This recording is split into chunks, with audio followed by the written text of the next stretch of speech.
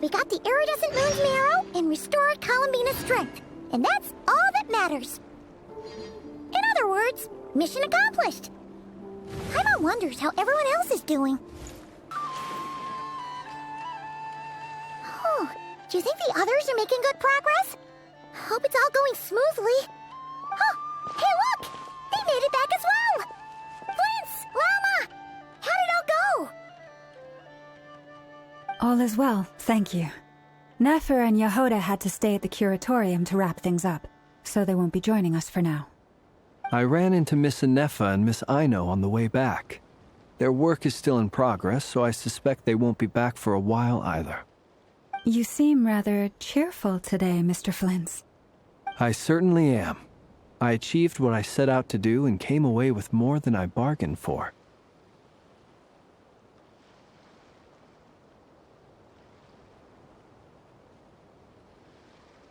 Fighting alone can get quite tedious, but I had the good fortune to run into a pair of brave young warriors. We meet again. How have you been? Albedo! What are you doing here? That would be a natural assumption to make. It's also the correct one. These two courageously lent me a hand while I was fighting the wild hunt. When they told me they were Sir Varka's colleagues, it all made sense. And given how people of outstanding talent tend to cross paths, it's no wonder you're already acquainted. So, who's your travel buddy, Albedo? Why don't you come and introduce yourself?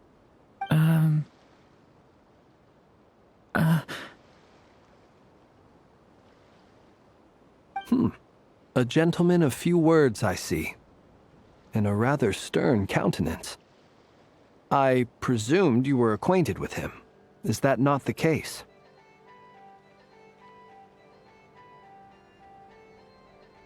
It's nice to meet you. Again. We've technically met before. Wait a sec! You're Minnie Durin!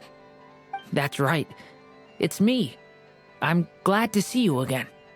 By the way, he says it's okay if you drop the mini. Yeah, I'm not as mini as I used to be. Interesting, isn't it? The first step towards blending into human society appears to be reflecting on whether one's name really reflects who they are.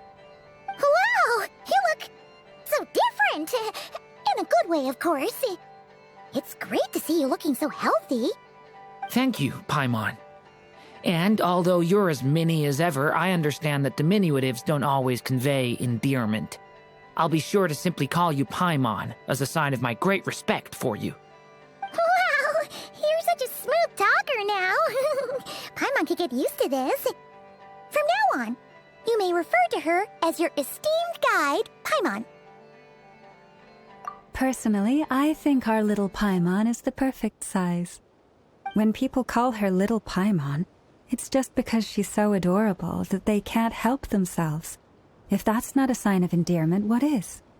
You're absolutely right, Miss Lauma. My brother still has a long road ahead of him when it comes to understanding human relationships. Anyway, speaking of long journeys, didn't Columbina, leave with you? How come she isn't back yet? She's been catching up with old friends. Wouldn't be surprised if she stopped for a cup of tea or 10 on the way back. Uh-oh. People are talking about me. Hope it's nothing negative.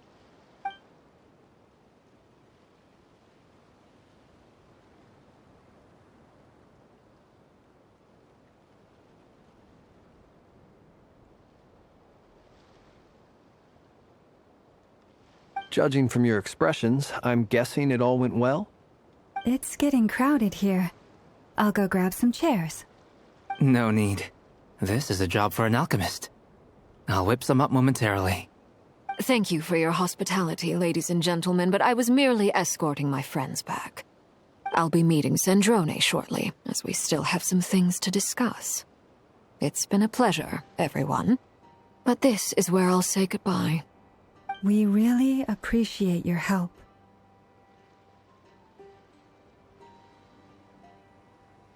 Oh, come on. Spare the formalities. I'm just glad I could help out some true friends. I understand. Well, bye for now, Harlequino.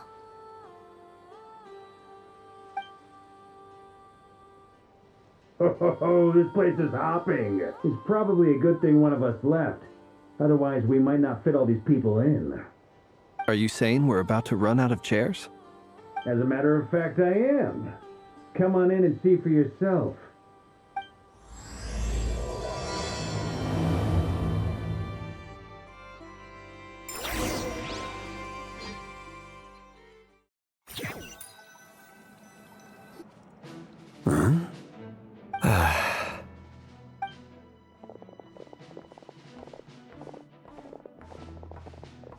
I overheard your little chit-chat outside, by the way.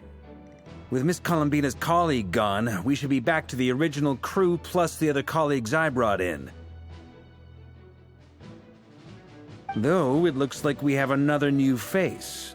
Someone else managed to rope in a colleague too? Frankly, you and Paimon are the only people I know here. This here is Deanslip, colleague of Tibet's greatest guide, Paimon, and greatest adventurer, the Traveler. Well, not exactly colleagues, more sort of friends. When someone else jumps in to do the announcing, you know you're speaking to someone important. Let's hear what he has to say. Note to self. Once Paimon knows your name, the rest of the world will soon follow. When he comes looking for us, it's usually something important. Paimon's guessing you've heard about the Wild Hunt, then. From the looks of it, you're about to hold a meeting. If I were to say that the Wild Hunt is our mutual enemy, would that earn me a seat at the table? As the saying goes, the enemy of my enemy is my friend. Mr. Dainsleif, there's a seat with your name on it. Though, I can't promise the same for everyone else. Hey, Albedo, think you can rustle up a couple more chairs? After all this time apart, Grandmaster Varka's first order is to rustle up a couple more chairs. I've missed this. Is he being sarcastic? Hey, he's your brother. Why are you asking us? I've still got a lot to learn about the nuances of human conversation. Trying to decipher Albedo's way of speaking has been like jumping in at the deep end. Oh, good point. Paimon gets you now. Don't sweat it. There are people who go their whole lives without getting the hang of it. You're ahead of the game already.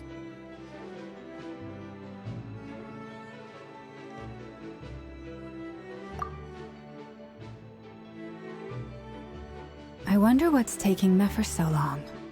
Perhaps you should go and check in with her. If anyone can hurry her along, it's you. I just got back from the curatorium. Besides, aren't you curious to see what's taking her so long? Miss Nefer doesn't strike me as the type to share secrets. And since gathering intel is her specialty, I'm guessing she'd prefer to keep her methods confidential. Under such circumstances, would it not be tactless for me to impose? Oh, but it's fine for me to impose. What can I say? You have an unrivaled ability to garner people's affection, Miss Moonchanter. Besides, you have far more in common with her than I do. All right, then. Impressive. She barely fought back at all. I admire your powers of persuasion, my friend. As I'm sure Miss Lauma will realize soon enough, the trick in life is to always pitch in with other people's responsibilities so that you can be selective with your own. Another trick is to simply hide in the background. Spoken like a true sage. Anyway, looks like we've got some time to kill before the meeting. Let's take a little breather, folks. And feel free to chat amongst yourselves. We'll get down to business once the other two arrive.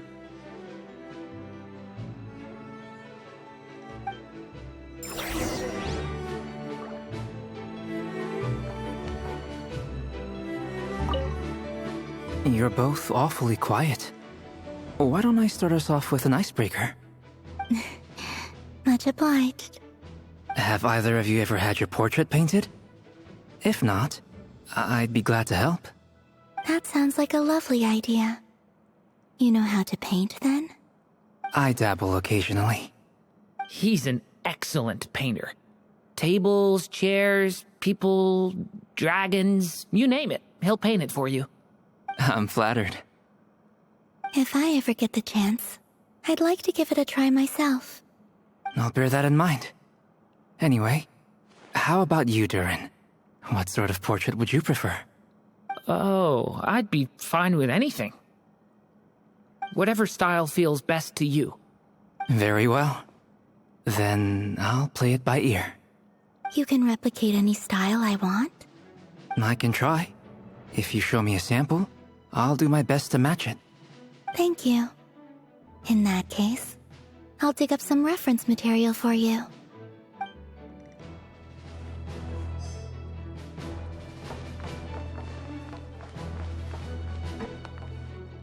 Is there something you'd like to say to me? Yeah! For starters, why'd you just show up here without even giving us a heads up? If you think back to our previous interactions, you may recall that that's hardly out of character for me. You do have a point there.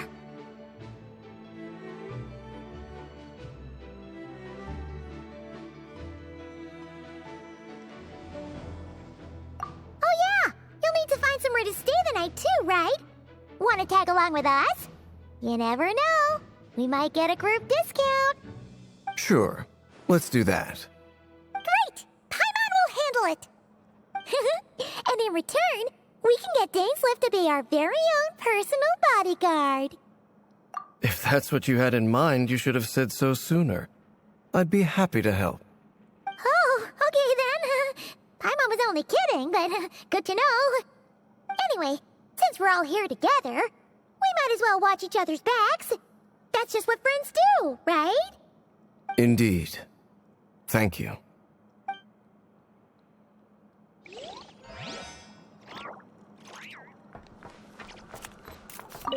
Truth be told, I can't remember the last time I was in a meeting with so many people. You're not alone there, my friend. The Lightkeepers also struggle to bring everyone together for a serious discussion. I don't doubt that. I've only ever met two Ratniki, one being you, and the other being that young guy, Itlua. Itlua is a good apple. I'll give him that. He's kind, honest, and regularly delivers supplies to my lighthouse. A true Ratnik to the core. In that sense, he puts me to shame. So you're what? A fake Ratnik? That's what it sounds like you're saying. But I get the feeling that's not quite what you meant.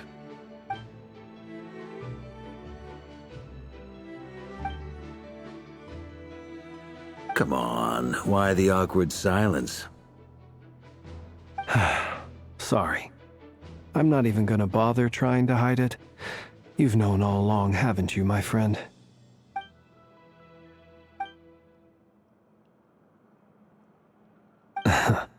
Now that was an awkward silence. Let's just keep this between ourselves. Probably best if Itlua doesn't know, huh? That goes without saying. Gotta be careful what you share with youngsters, after all. Anyone else in the know? Let me guess. The Traveler and Paimon? It's dangerous being too sharp for one's own good, you know. Then, in the name of the Animo Archon Barbados himself, I swear your secret's safe with me. When we went for drinks, you said that you and Barbados were practically best buds. In the light of that claim, do you really expect me to take your oath seriously? Of course. Just as long as you don't go spreading around the fact that I'm close with Barbados, all right? Fair enough, then.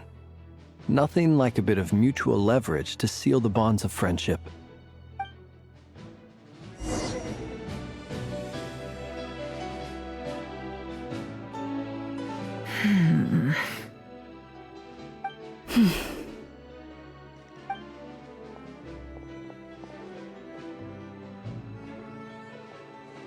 Ah, Miss Nefer. You made it after all.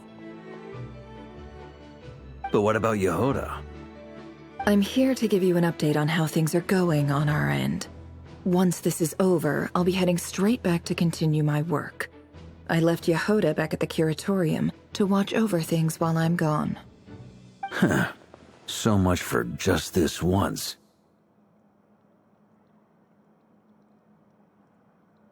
Shh! Not so loud! We're on a roll here. What if she remembers and suddenly decides to back out? Did you say something, Mr. Varka? Huh? I didn't say anything. Right, Flint's? Must have been a frog. They get so noisy around here at nighttime. It's like they're putting on a concert in the background.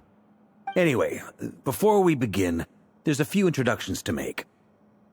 Let me start by saying that it's an honor to be speaking before so many distinguished colleagues and collaborators. First up, we have Miss Lauma. As Moon Chanter, she's the leader of the Frost Moon Scions, a local religious community in Nodcry. Then there's Miss Nefer, boss of the Curatorium of Secrets, an intel gatherer extraordinaire. Nefer is leading the investigation into Rerer's background, assisted by Yehoda and Lauma. From the little I've heard, they're making some great progress. Over here, we have Mr. Flint's, a ratnik and guardian of the abandoned lighthouse. In our last operation, he courageously distracted the wild hunt to buy time for the rest of us. For those of you who've never met, this is Mr. Albedo, a renowned alchemist and captain of the Knights of Favonius investigation team. By his side is a new face for us all, myself included, Mr. Durin, who's come to lend his aid. Next up, we have the Moon Maiden and former Fatui Harbinger, Miss Columbina. Then we have the Traveler, who's earned more titles than I could possibly hope to list out, so I'll spare you the rundown. And Paimon, the ultimate travel companion and quite possibly the best guide in all of Tevat. Wow! That's a lot of people! Great turnout!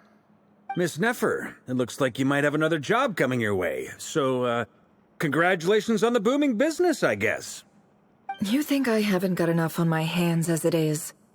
Who's looking for me now? That would be me, Miss Nefer. I have a commission for you. And you are? Who I am doesn't matter right now.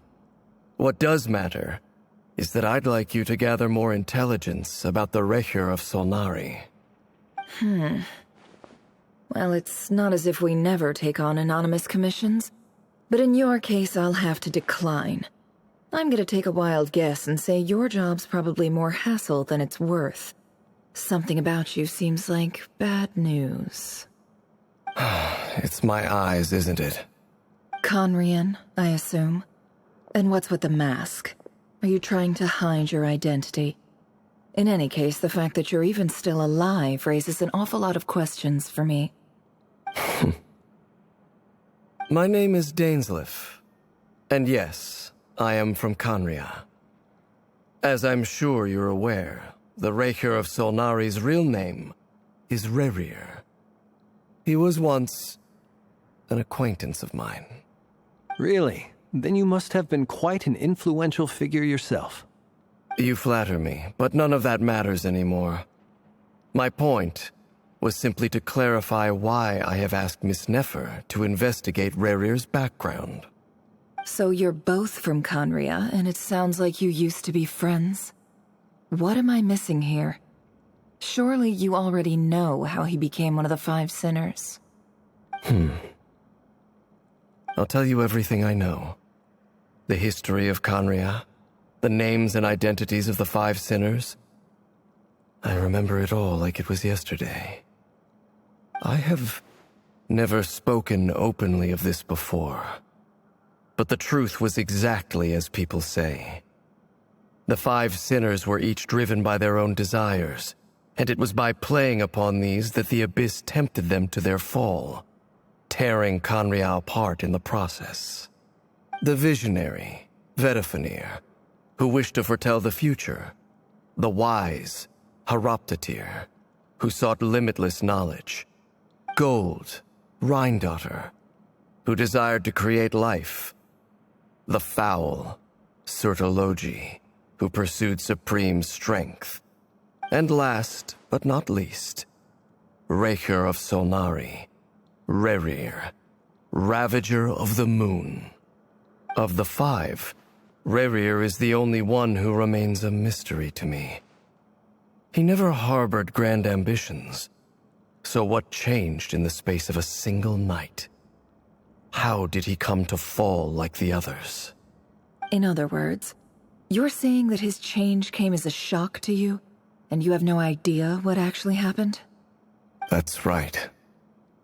You mentioned how the Abyss tempted them, which led to their fall. But what did that look like in practice? And what other context can you give me about the events of that time? The more detail you can give me, the better. Strangely, now that it comes to it, I hardly know where to begin. The fateful night took place during the era of the Eclipse Dynasty. One day, my elder brother, the visionary, Vedifenir, was summoned to the palace by the Vinster King, only for the king to gouge out his eyes and cast him into the dungeons. When I came to hear of this, my fury knew no bounds. I gathered together every ally I thought I had, and together we set a night to storm the palace and free Ved. Centuries on, the memories of that night still haunt me like a never-ending nightmare. We broke through the palace gates, just like we had planned, each striking towards our separate targets. But then, I was betrayed. Even Vedifenir, the very person I had come to rescue, abandoned me and partook of the Abyss's power. So, it's personal after all. Then tell me, Mr. Dainsleif, what price are you willing to pay? You, of all people, must know that nothing comes for free. I cannot say what price would be worthy of such a commission. But know this. Rerir was not always a madman. Believe it or not, there was a time when he was just an ordinary man, working for the Conrian Intelligence Service. Uncovering the truth of Rerir's past is the only way to unravel this mystery. But before you decide if you will accept my commission, I will tell you more about him. Enough, I hope, to help you plan your next move. Sounds pretty good to me.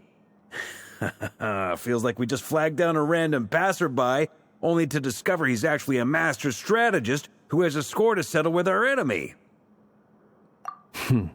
Can I borrow your halo? It could be useful in the lighthouse. Hey, enough with the wisecracks! Besides, isn't that lamp of yours bright enough already?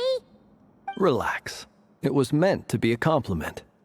If that was a little over the top for your liking, I'll make sure to tone it down next time. I'll give your proposal some serious thought, Mr. Dainsleif. Let's speak in private once the meeting is over. Before that, there's a few things I'd like to share.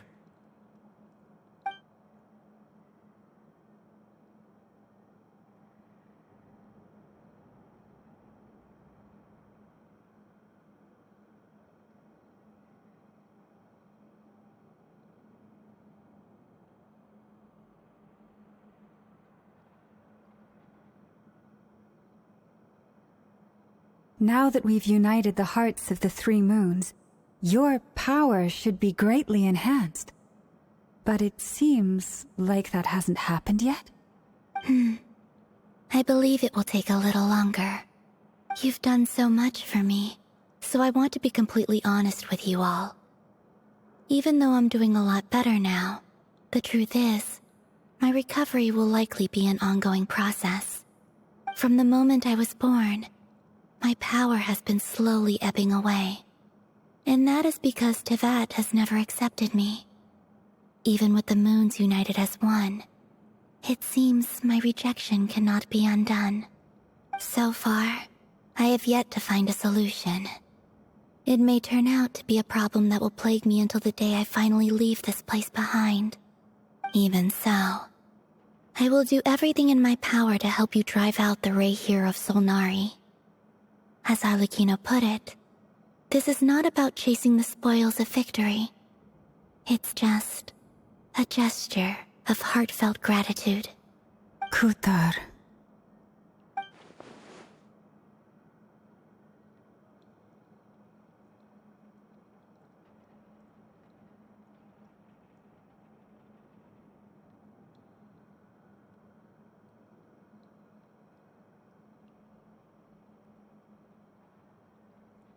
Defeating the Rahier of Solnari will be no easy task.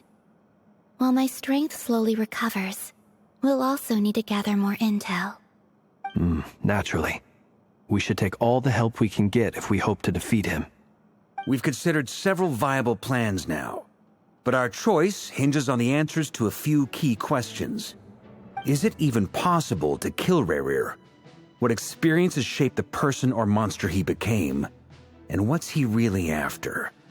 Given Albedo's expertise in alchemy, I think we should leave him to try and answer the first of these questions. Understood. As for the other two, I'm afraid we'll have to count on you again, Miss Nefer. Believe me when I say it's not my wish to burden you. But right now, relying on your skills is our only option. So you're placing all your hopes on me, huh? We can't thank you enough for agreeing to help us. Honestly, I can hardly believe how lucky we are. You sure have a talent for changing your tune, Miss Moonchanter. Timid like Yehoda one moment, then flinches insincere flattery the next. Ladies, please. I must object to your portrayal of me. That's all. Feel free to keep bickering. Just pretend I'm not here. I almost don't want to leave this room. I'm curious to see how this plays out. I have faith in you, Miss Nefer. Something tells me you'll stand by us until the very end. Oh? And what makes you so sure of that? What if I suddenly decide that my compensation is insufficient? This isn't about the money. I can sense that you've got a deep-seated distaste for Rahier. And knowing you, that alone is motive enough. Look at them getting along so well. Like two peas in a pod. And I'm the one they accuse of insincere flattery. There is no justice. Miss Lauma, you have to understand something. Unlike you, I don't actually enjoy having everyone's hopes on my shoulders. Is that right? Well, maybe the fact that I'm willing to put my hopes in other people says more about me than you. But the fact is, I also trust you. And that's because I know that you're someone we can count on. Anyway, we've got our plan, so let's get moving. Mr. Dainsleif, let's talk. And Traveler, once we're finished, if you've nothing else planned, I'd like you to come with me. This whole experience is teaching me a lot. For instance, I now know that when other issues come up in the future, I'll have far more luck getting Lauma to convince Miss Nefer than trying to do it myself. Hate to say it, friend, but that's one of the funniest things I've heard in a while. Why? You think I've got it wrong? Quite the opposite. But what makes it so hilarious is how long it's taken you to realize.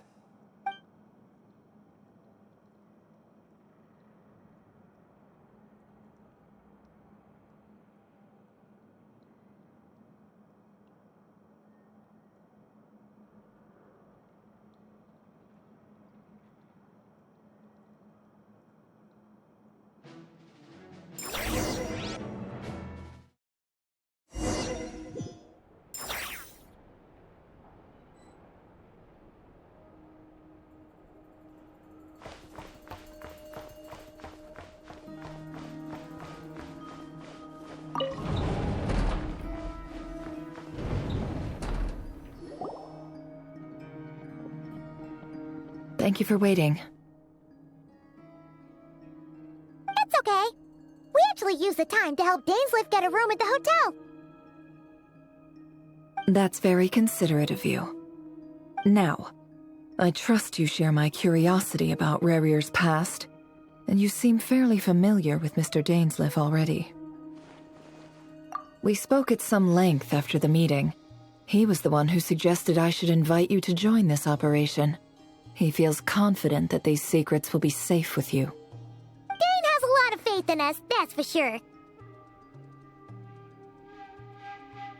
Likewise. I appreciate that you got right on board without interrogating me about why I invited you. It shows that you trust me to explain everything in due course. That's because we know what you're capable of. We appreciate you too, Nefer. You might have been forced to help in the beginning, but this time, it was your choice. That's one way to put it. Another is this, that once a decision's been made, it's set in stone. After that, my only goal is to see it through. All right, so here's how it is. I'm going to access Rarir's thoughts again using my confidential method. Now, I'm sure you've seen things like this before on your travels, so you're surely well aware of how dangerous it can be. The reason I've gathered you all here is to ensure my safety during the proceedings. I plan for us to enter the fragment of his consciousness together, and once inside, I will focus on searching for information. Think of this as a diving expedition into someone's brain. If I'm the diver, you are my safety equipment, tasked with keeping me alive while I'm under the surface. Once the ceremony begins, we will all be spying on privileged information. But in the interests of safety, you must remain absolutely silent at all times. We will discuss our observations after the ceremony has concluded.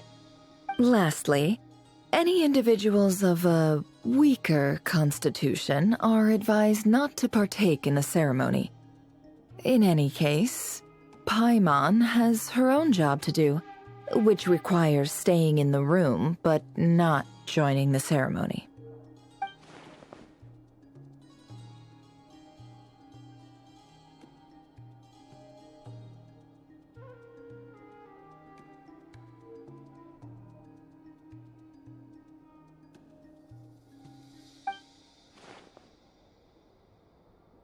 Well, good luck, everyone!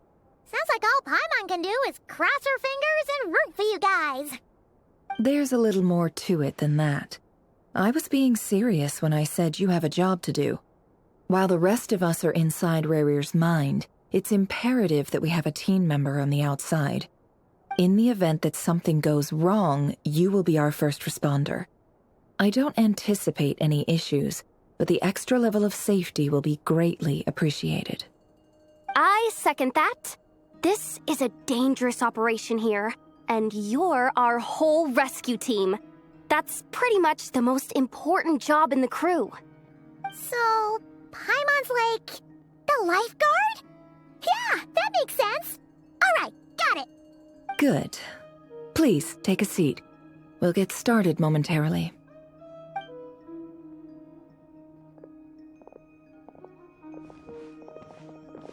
So, did Mr. Dainsleif tell you anything else? He told me that he believes Rarir kept some big secrets in his life. He's not sure that they were the cause of his eventual downfall, but he's asked me to uncover what those secrets were all the same.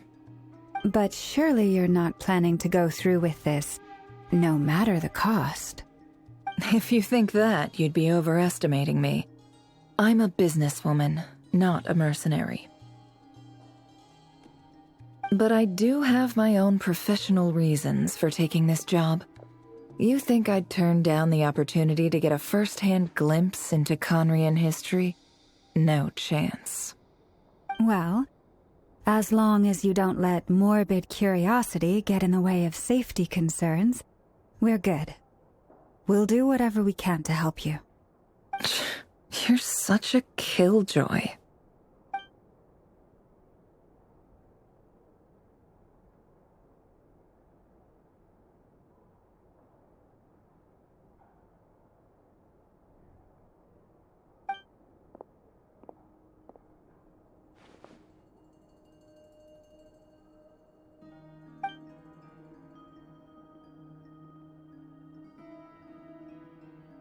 All right, I'm good to go.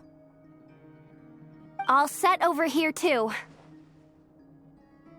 Promise, Paimon, you'll be extra extra careful.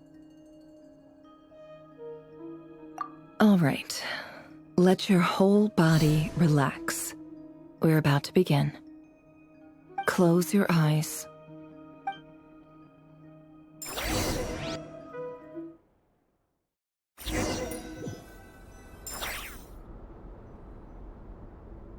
Phew. Could this be his office? Pretty standard setup. Bookshelves, paperwork, files. According to Dainsleif, Rarier used to be an intelligence operative. Chances are there's plenty of top-secret intel stashed away in this room. Is this where you keep your secrets, Rarier? Can't say I'm not looking forward to this.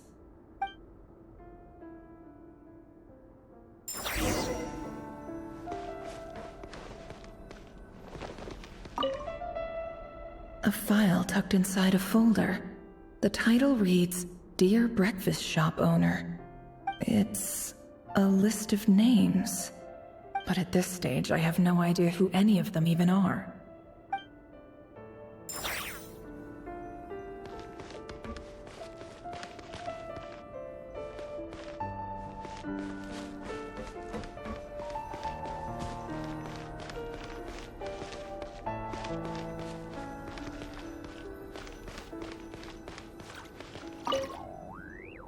A box containing a ring inlaid with a precious gem. Must be for his girlfriend.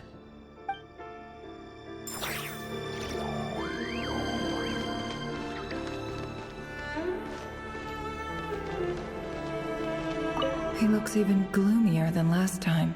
I wonder what's changed.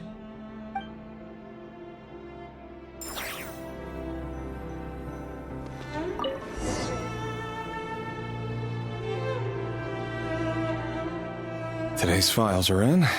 Time to wade through them, just like usual.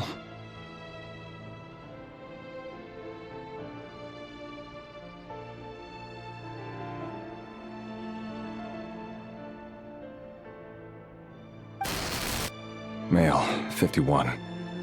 Occupation, cook. Confirmed Crimson Moon descendant. Has maintained frequent contact with other descendants over the past year. Poses a threat to the dynasty. Neutralized on...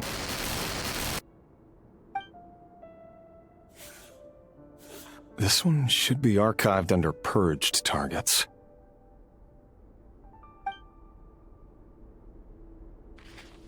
Female, 23. Occupation, office clerk. Confirmed Crimson Moon descendant. Has maintained frequent contact with other descendants over the past year. Poses a threat to the dynasty. Neutralized on...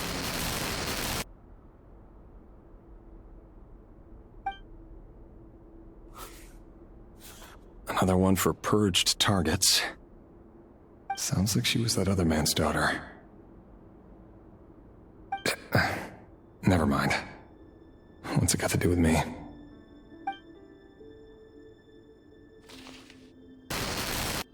Male, 40. Occupation, teacher. Confirmed Crimson Moon descendant. Has been observed making contact with other descendants during the past year. Poses a threat to the dynasty. Neutralized on...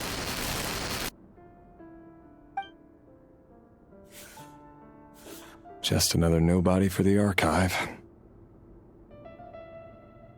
Come to think of it, I remember surveilling this man. A case like his never would have been considered a priority in the past. Huh. He barely even interacted with other Crimson Moon descendants.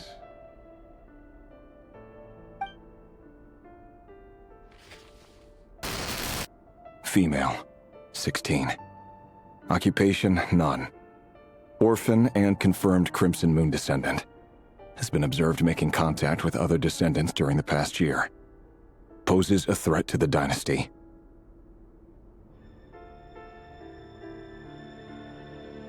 Neutralized on...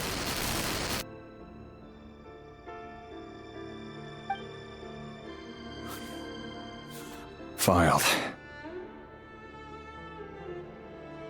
I have no recollection of this girl. None whatsoever. She doesn't seem to be anyone important, but then again, how many of them really are?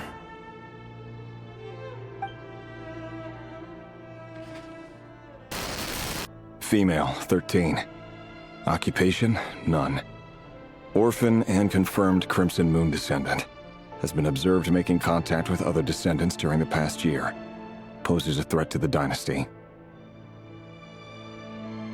Neutralized and... Filed.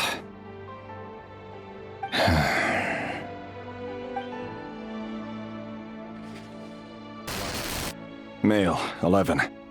Occupation, none. Orphan and confirmed Crimson Moon descendant.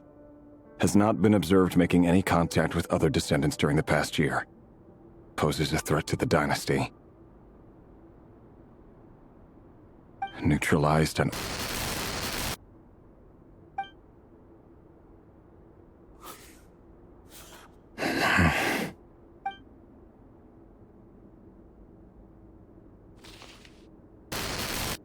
Male. 6. Occupation, none. Orphan and confirmed Crimson Moon descendant. Poses a threat to the dynasty.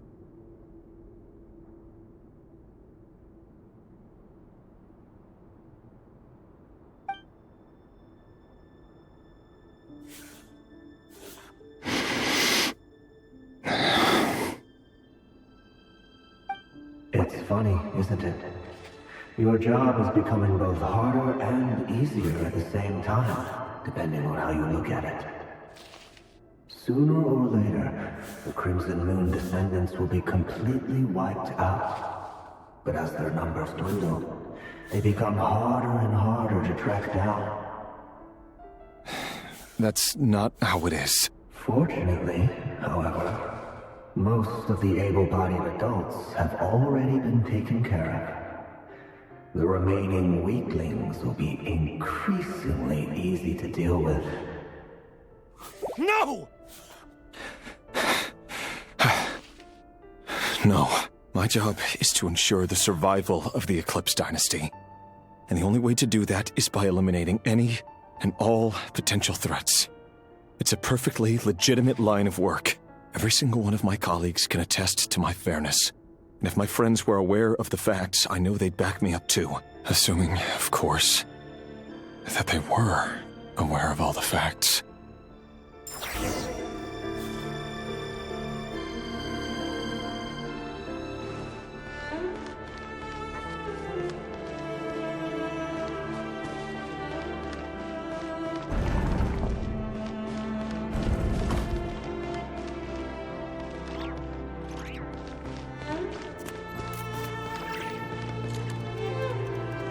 Mr. Vedifalnir, it's been quite some time since we last met.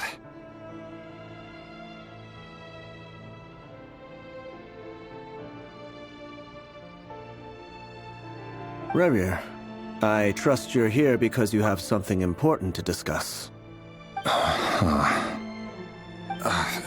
Forgive me. I wasn't tuning out, it's just, I noticed you didn't even phrase that as a question. As if you knew I was coming. Tell me, does someone in your position ever feel the need to ask questions at all? It is indeed within my power to foresee certain things. Things like your arrival. I was just thinking. It won't be long before I'll be inviting both you and Dane to my wedding. That isn't a lie, but nor is it a fact as such. It's a wish, isn't it? No fooling a prophet, is there? Ever since that day we met for drinks, I knew it was only a matter of time before you came looking for me. Does it feel good? Knowing how the future will unfold. I'm afraid the notions of good and bad fail to capture the complexity of what such a power entails. Once you've seen what will come to pass, it can be all too easy to succumb to fear and melancholy. Unless, of course, you learn to abandon these feelings.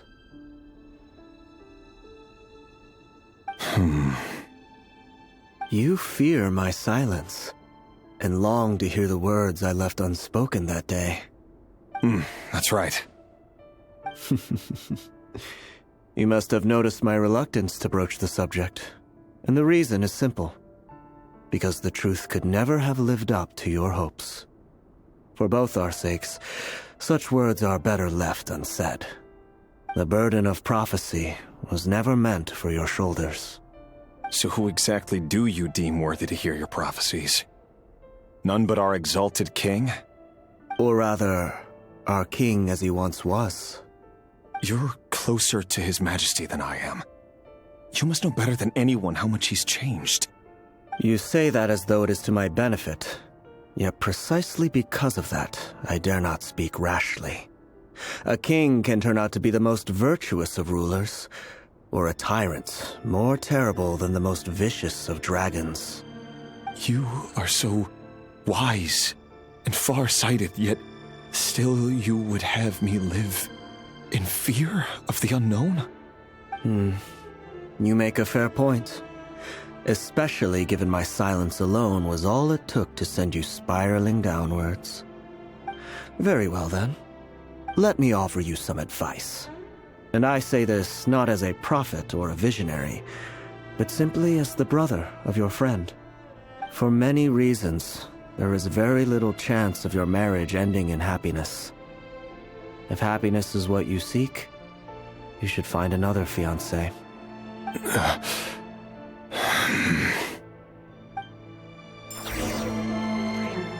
Hold on. There's that same black fog again. Could this memory belong to Thelindis? Guess I better tread carefully.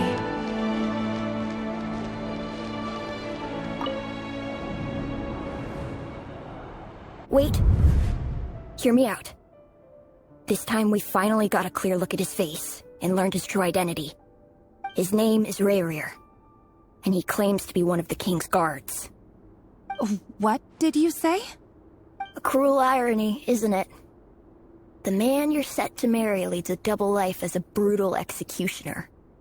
Why are you telling me all of this now? Simple. It's because I want you to kill him. You are the only person he would never suspect. No, absolutely not. I would never dream of doing such a despicable thing. So you'll just stand by and watch him slaughter us to the last? Do not forget that the blood of the Crimson Moon flows in your veins too. The blood of the Crimson Moon? What does that matter now? The dynasty has long been dead and gone. You think that alone is reason enough for me to throw away everything I have? Why wouldn't it be? You two were once a child of the Crimson Moon, just like me. Don't tell me you've never felt so much as a flicker of fury for the way we were trampled into the dust. As long as you promise to abandon this pipe dream of restoring your dynasty, I can try to persuade him. Or have him persuade the Vinster King. Persuade the Vinster King?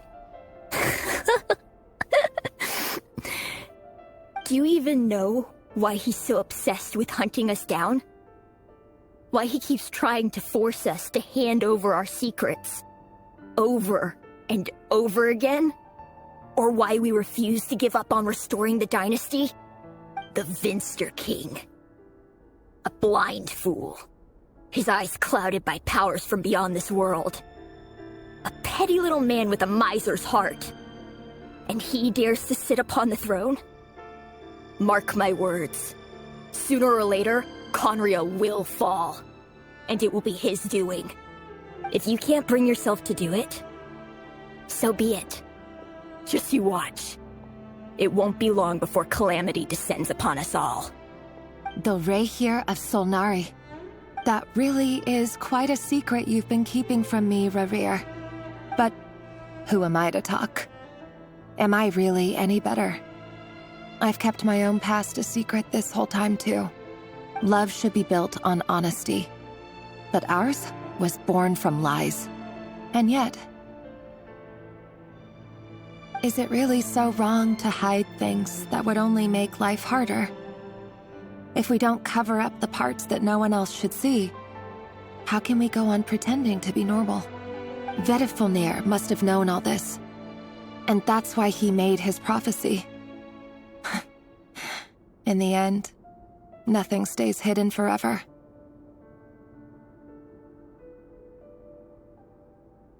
But I won't just sit by and watch this disaster unfold.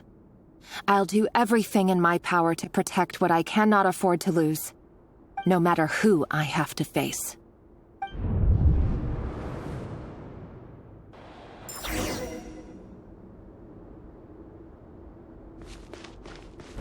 Huh?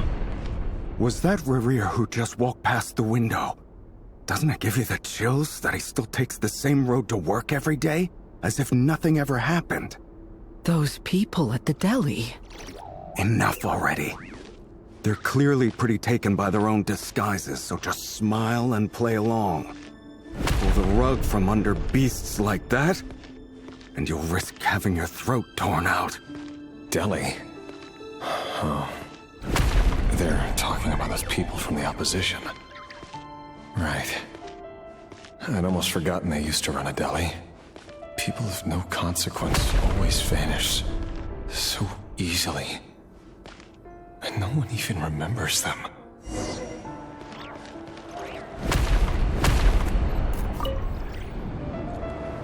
But surely you can see he's not the man he pretends to be. So many have died already, and they say that the king's madness grows with each passing day. We're not going to survive this, are we? But why does it have to be this way? Do we really deserve to die just because of the blood that runs through our veins? Felindis, are you even listening? Sorry, Freether. My mind was off wandering. I heard you, though. You're talking about what Rerir said. He's just following the king's orders. He's a secret agent, and it's his job to hunt down rebels and dissidents. By the time you first met him, he'd already taken lives. Maybe he was using you from the very beginning. No. Rerir has no idea I have anything to do with the Crimson Moon. My family are only distant relatives of the main lineage, and besides, my eyes are perfectly ordinary. Truth be told, apart from my teacher, pretty much no one knows I have any connection to any of it. It's been a long time since my family severed ties. But as Orlog said, who could possibly talk sense into that raving lunatic of a king? No one. I'll work something out. Trust me, I'm with you all. But for now, you need to keep yourselves hidden. Don't let anyone find you, anyone at all. Don't forget that Rerir is an Eclipse operative. You need to be extra careful when he's around. And when I am too. For now, don't come looking for me. And if anything happens to me, just act like we've never met. If even you can't escape this, what hope do the rest of us have? But after all this time together, surely he wouldn't lay a hand on you. I won't speak in his defense, nor can I give you a clear answer to that question. But I'll do everything I can to put an end to this. Here, hold on to this. If an opportunity to escape presents itself, take it. You'll be glad you took some spare change. You call that change? But what about you? I've got a job, and there's still money coming in. But you can't go anywhere right now. Please think about yourself for once.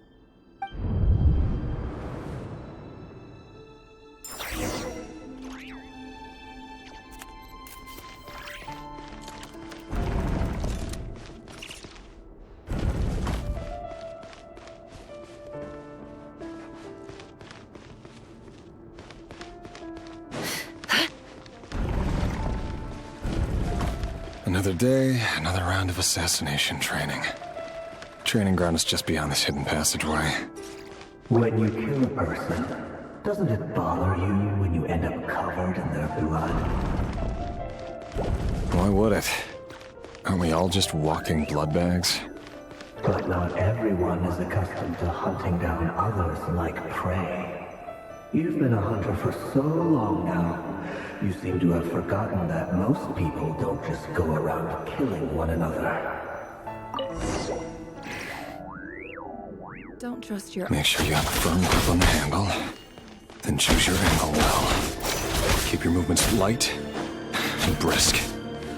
And the prey won't sense a thing. I love that. I'll bet no one's ever died of quality at your hands. I work clean. No traces.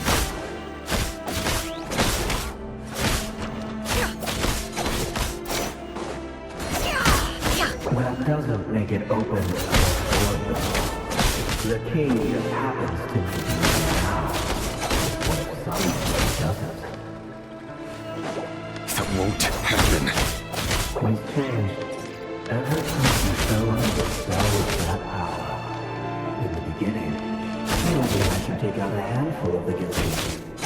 But now... The ones I've dealt with have always been guilty. And I've carried out my work flawlessly.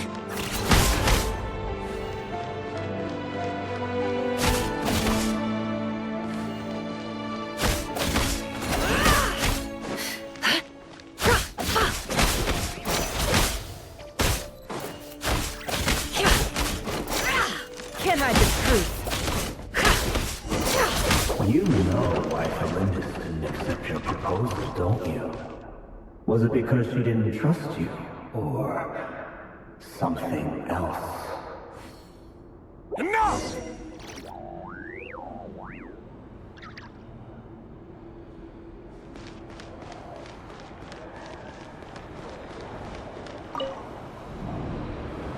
Felindis, do you still remember Orlog? Orlog? The boy who was pretending to sell flowers.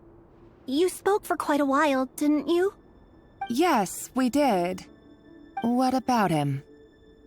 He was arrested 2 days ago. Chances are he's already dead. He... I just don't get it!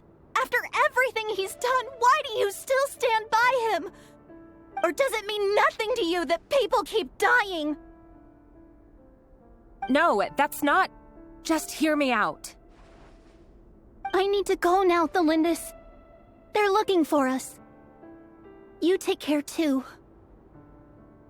If you ever need a place to hide, come find us.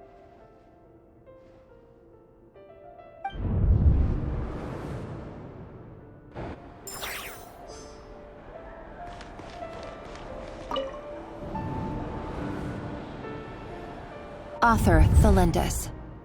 Over the course of this week, the research object was subjected to interference for a total of 47 hours for experimental purposes. The results are as follows.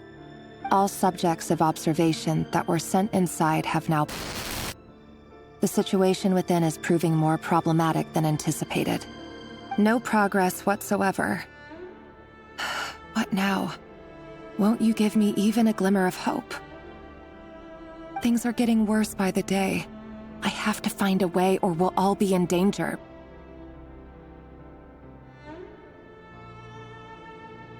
But I... If all this research comes to nothing, what then? Sooner or later, it'll be my neck on the line. But could he really bring himself to kill me? No. Surely he wouldn't have the heart.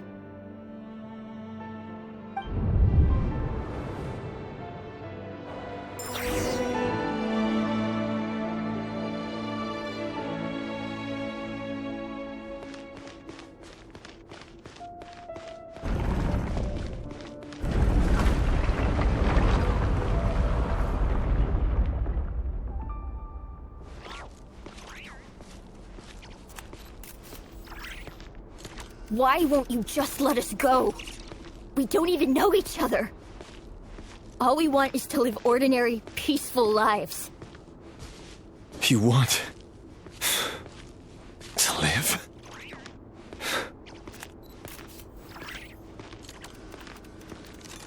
Yes. I just want to go on living.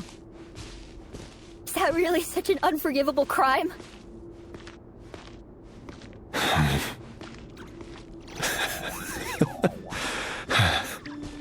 You want to go on living.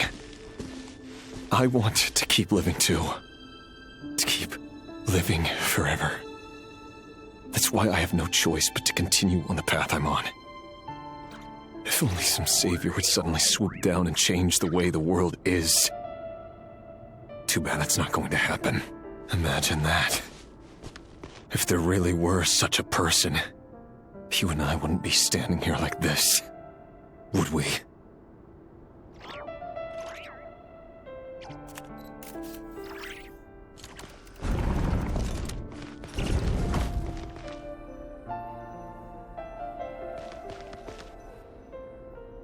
Today's files are in. Time to wade through them just like usual. No, I don't get tired of it. It's my job. And not only am I lucky to have it, I'm good at it too.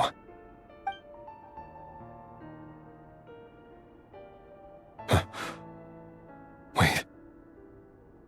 That's... Thalindis?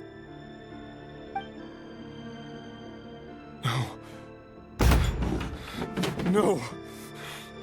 No! Why? But you bear no mark of the Crimson Moon. How could you possibly have anything to do with them? It cannot be! A diluted bloodline. Carefully concealed. I see it now. You've been living in the shadows just like me. What a fool I've been. Numbing myself with talk of justice. Even imagining my friends would back me up. But in the end, Irminsul. Finster King! How far are you going to take this? From the direct bloodline to secondary offshoots? And then what? Today it's the descendants of the Crimson Moon. Who will it be tomorrow?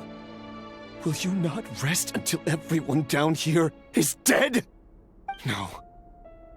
This cannot go on.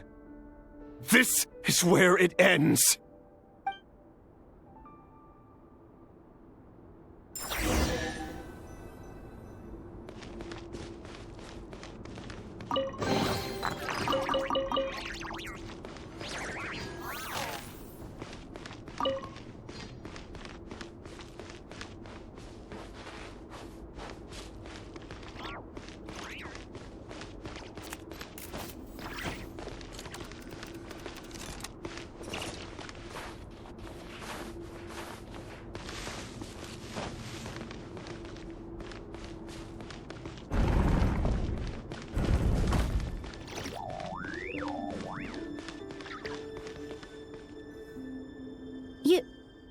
You're really letting me go?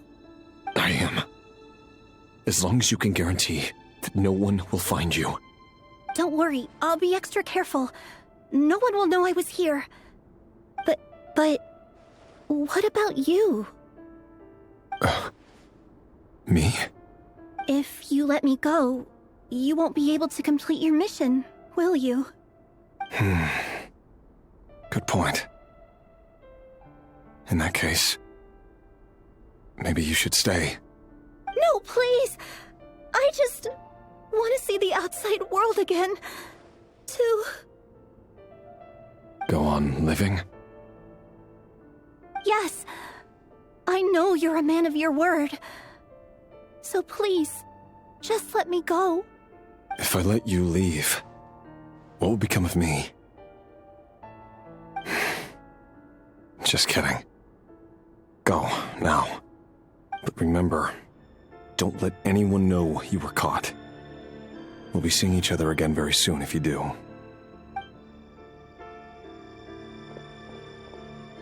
Even shadows in the dark must live by a code. But you can't save everyone. You've been whispering in my ear for days now, Vedavulnir. What are you trying to do? Break me down? I only say this because you long for an answer to your problems. Let her go, Rerir, or you risk losing everything. I will not abandon Thelindis. Then you'll need a little more vigilance and a lot more power. The world is changing, Rerir. Keep your eyes peeled for your moment of opportunity. That voice used to be so unclear, but now I know exactly whose it is. It's Vedafalnir. He won't tell me how to actually resolve any of this, but he keeps trying to manipulate me like a puppet. What's his game here? Tell me then.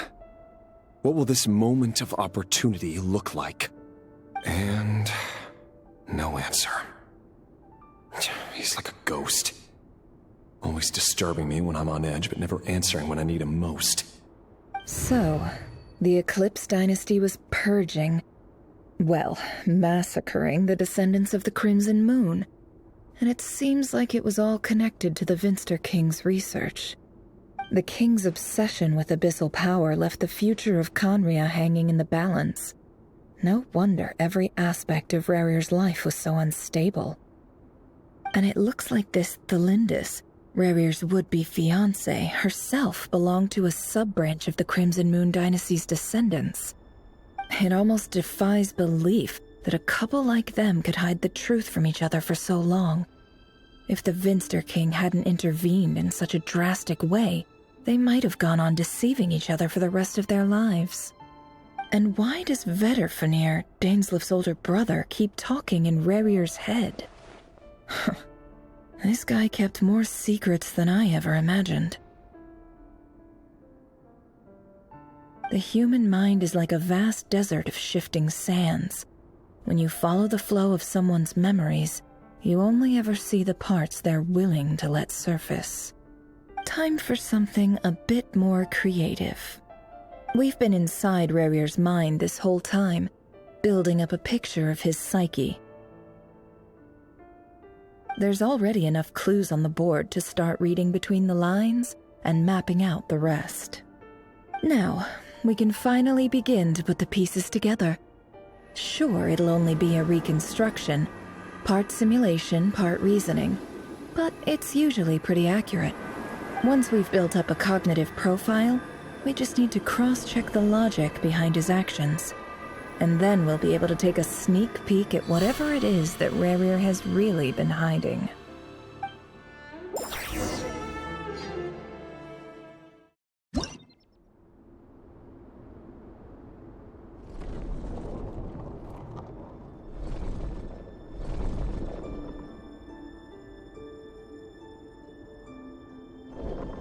Rerir, are you there?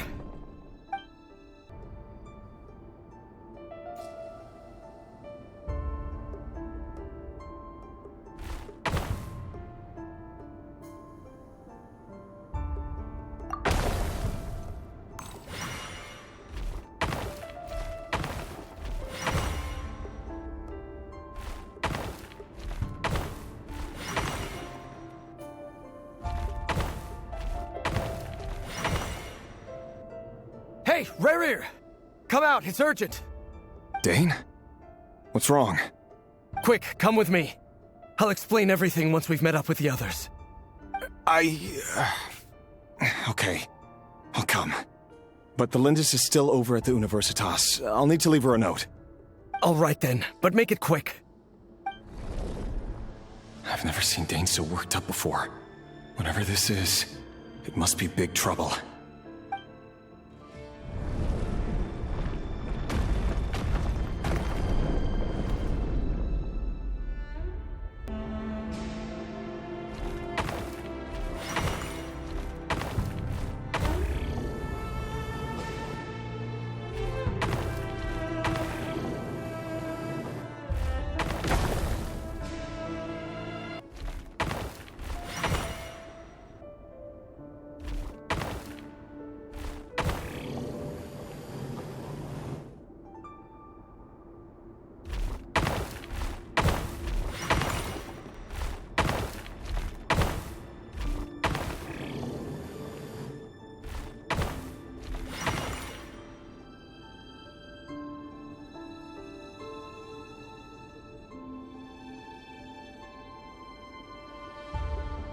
Well, this is a nice change, meeting you all at this hour.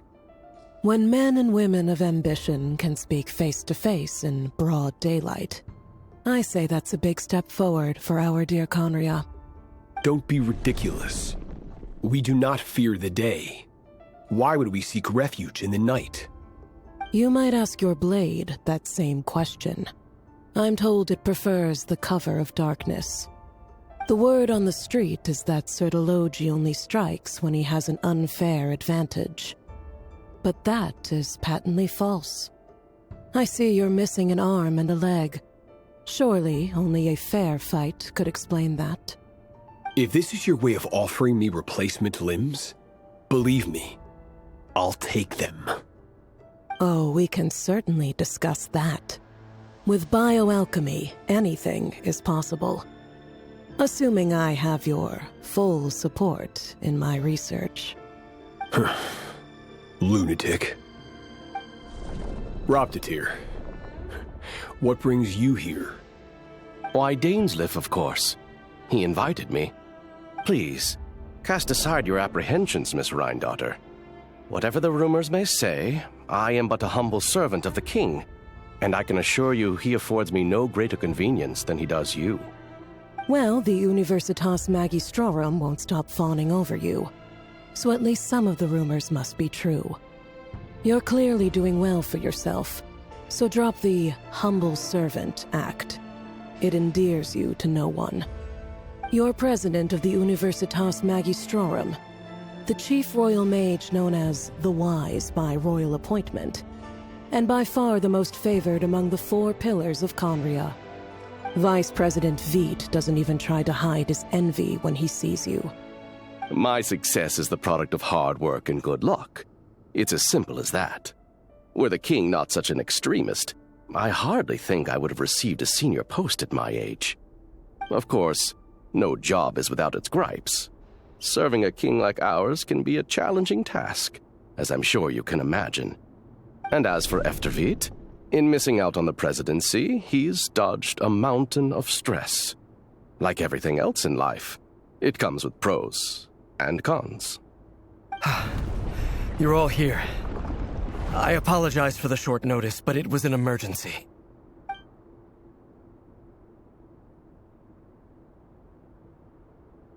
You must be Rarir.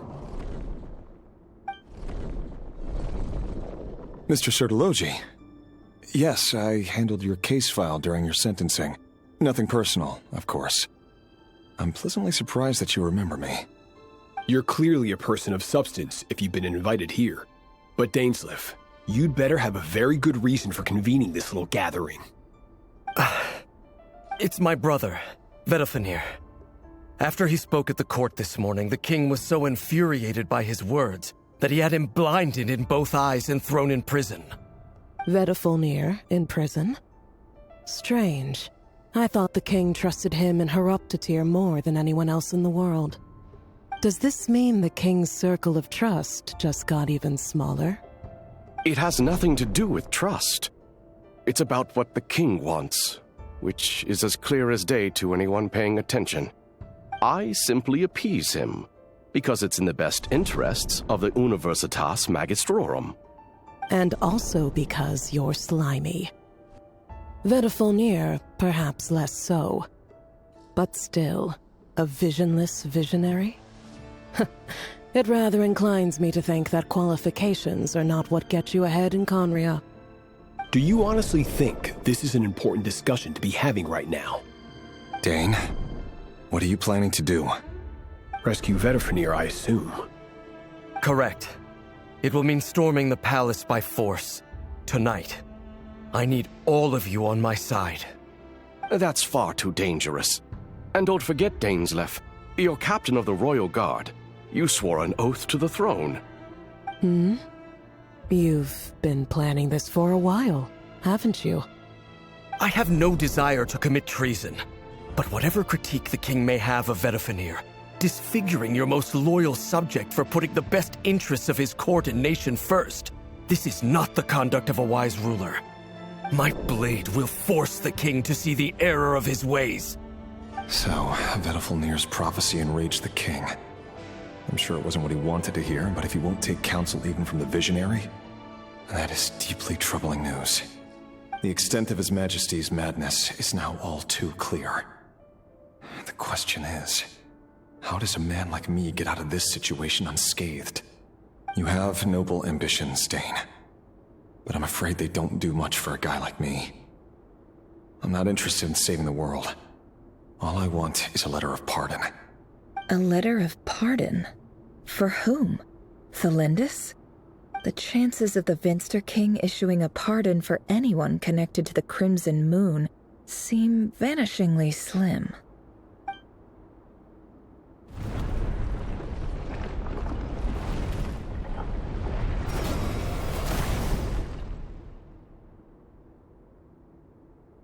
This black fog over the board must have some connection to Thalindus. But why is it taking this form? Does it have something to do with Rerir's past? Another mystery I'll need to unravel.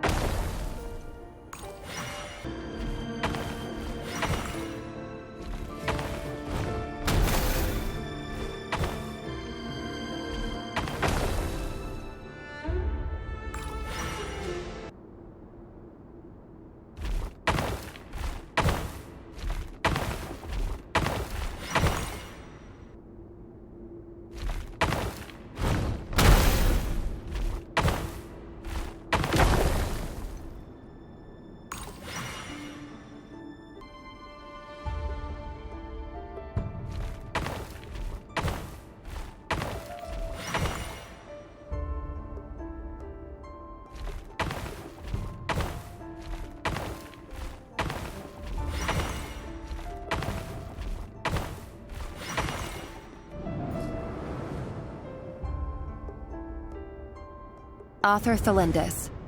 Over the course of this week, the research object was subjected to interference for a total of 60 hours for experimental purposes. The results are as follows. Research dating back to the Crimson Moon Dynasty has established 2 points regarding moon marrow. Firstly, its origins have something to do with a god's power. Secondly, it serves as a portal to an as-yet indeterminate location. Moon marrow can thus be defined as a spatial gateway. However, there are a number of hurdles to overcome before we can answer the question of where it leads to. To start with, opening the gateway requires a specific power source, which the relevant literature indicates.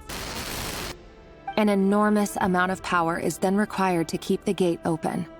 Currently, the total power output of our instruments remains in the single digits. To make matters worse, I am now the only staff member remaining in the Moon Marrow Lab. The Universitas Magistrorum recently decided to move most of its personnel into abyssal energy research, which has stymied all Crimson Moon-related projects. This is not a wise move. I have always maintained that placing all our hopes in a single source of power is risky, especially one as poorly understood as this.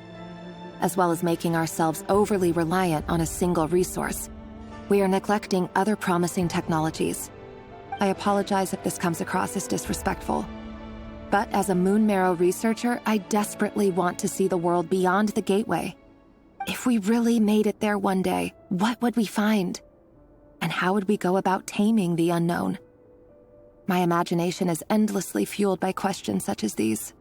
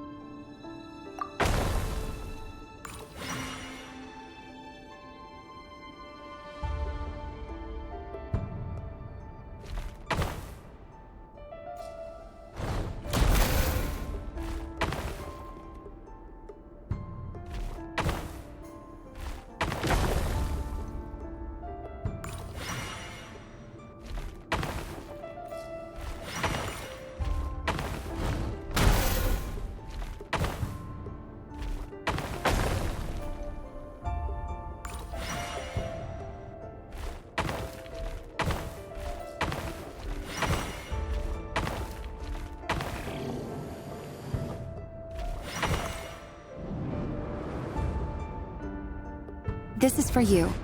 I heard you're gonna leave the city with your parents. Delindis, did you hear about what happened? I've heard nothing.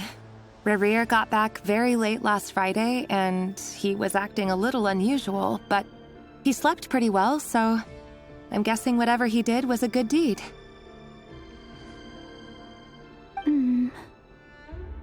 You never saw him, and I don't know what he did. And this conversation never happened. You understand? What if he finds out that you pried into his secrets? Don't be silly. I don't know what secrets he does or doesn't have. All I know is he's just a normal guy who happens to run some errands for the king. Are you scared of him? I don't know. The Rerir I know doesn't match the person you all describe. Logically, I should be scared of him. And yet, I don't want to lose him. But enough about that. You should get going, and be careful with the package I gave you. Keep it secret. Keep it safe. What's in it? A piece of the moon. All you need to know is that as long as you keep it safe, then in the future, everyone will be able to see a red moon. A red moon? You mean our moon? That's right. Our moon.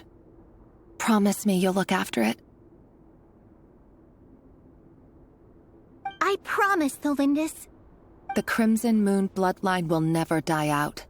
Its light, the color of blood, will become like a fire that flows in our veins, no matter how long it takes.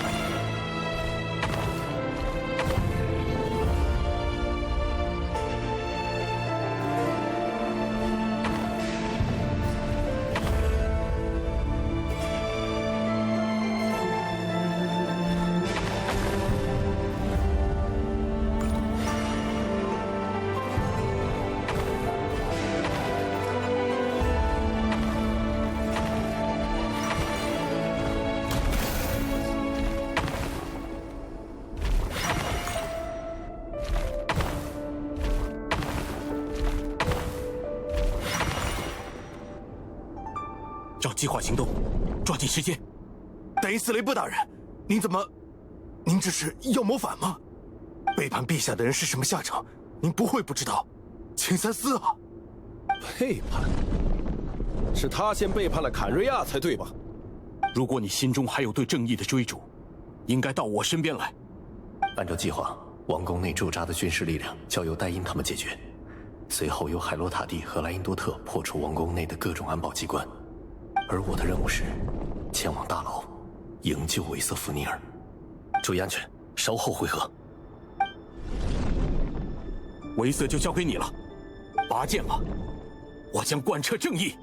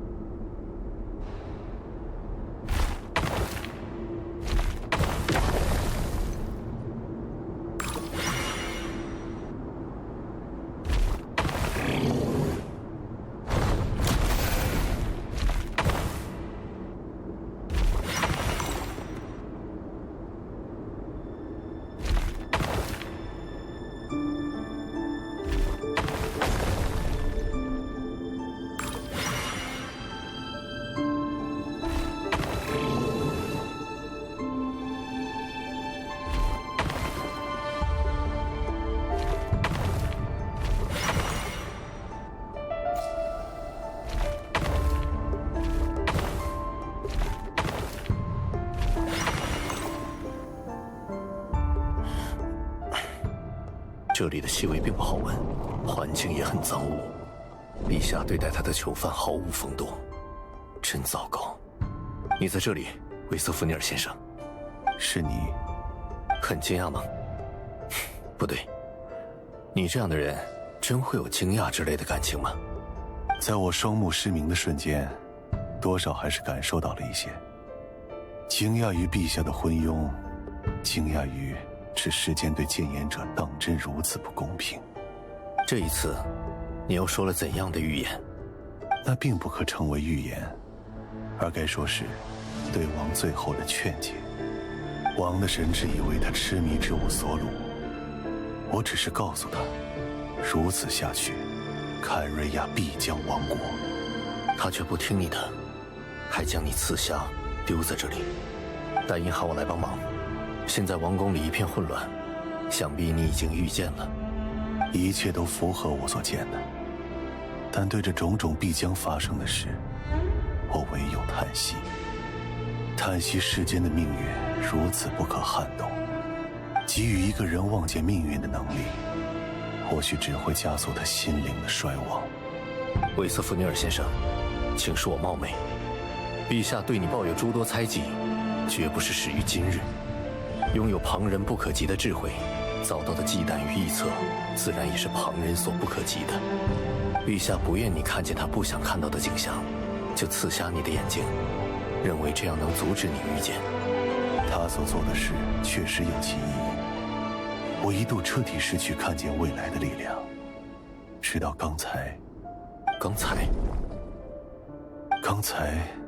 我似乎又能见到什么。我们团结一心冲入王宫，只为营救你，这会是坎瑞亚最动荡的一日。今夜发生什么都不奇怪。你心中隐隐有着愤恨与期盼，期待着暴君陨落，渴望故事以此结局。但现在还并非结局，而是另一种场面，另一段传奇的开始。雷利尔，这世上多的是怀抱勇气与正义的人，但你并不属于其中。你愿意来见我，应该是为了自己吧？真有趣，那是匕首吗？到了这一刻，你还不愿握起用得最趁手的长枪？凭你的能力，我确实相信你有可能恢复一点视力，但现在的你，应该不想与我为敌。当然了，我们难道不是一边的？我们可以是一边的。我希望你诚实，维瑟弗尼尔先生。现在，你是我全部的希望。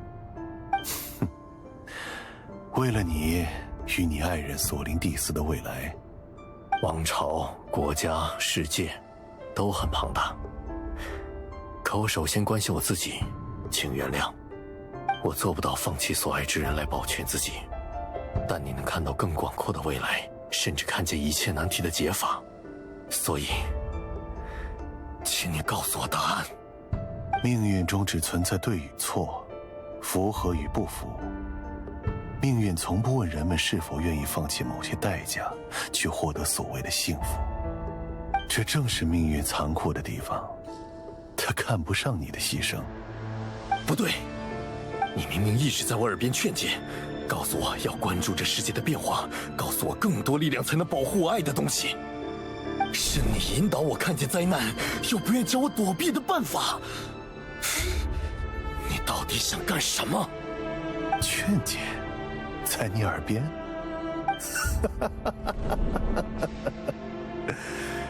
原来你也听得见。那个声音夺走了你的心，令你信服，叫你狂躁。如此一来，你我确实没太大区别了。维瑟弗尼尔脸上露出极为奇怪的笑容，似乎他在一瞬间发现了某个重大的秘密。他的神情随后变得极为疲惫。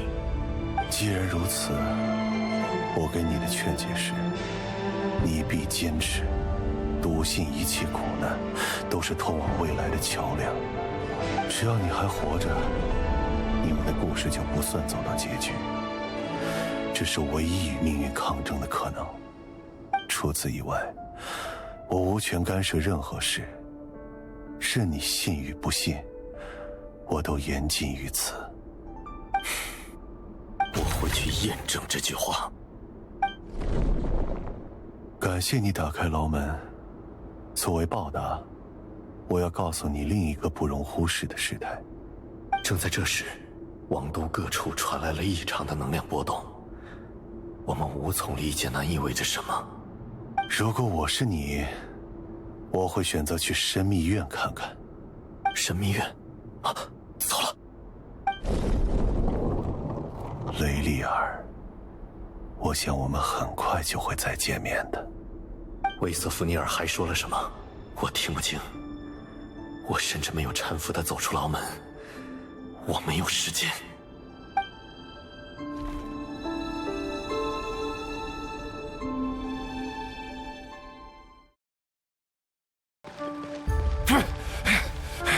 Monsters? Is this Rhindaughter's doing? Or the Universitas Magistrorum? Out of my way!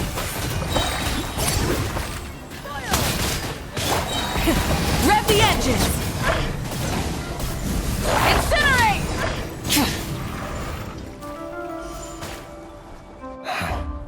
The Universitas. That reminds me of a rumor I once heard. Allegedly, the king installed secret mechanisms in the palace and around the city. No one knows where they are or what kind of power they hold. But if they were ever going to activate, it would probably be on a night like tonight. Help! Help! Hold on! Don't let them anywhere near you! Save me! I can't! Ah! That sounded like an explosion. So, the rumor is true? The king really went through with it. What other means does the king have at his disposal? They must run on power from the Abyss. And given it's a major center of Abyss research, anyone over at the Universitas will be in grave danger. I have to hurry!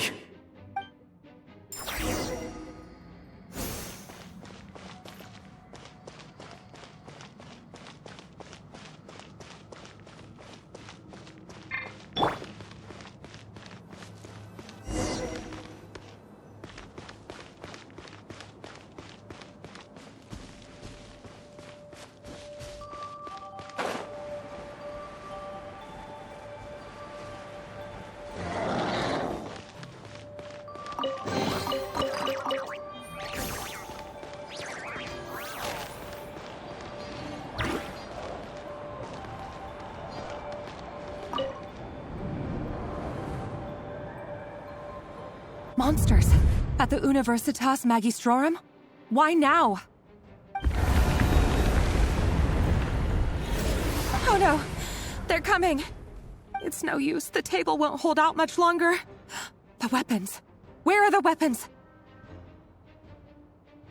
Of course. All the lab equipment was upgraded after the inspection last week, but the new weapons haven't been allocated yet. I'm done for. Is anyone there? I need help! Ah!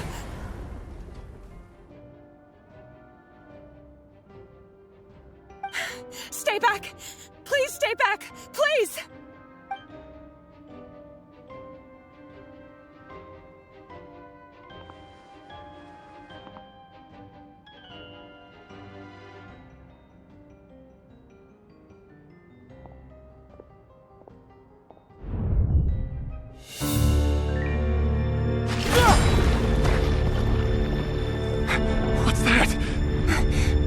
Rear.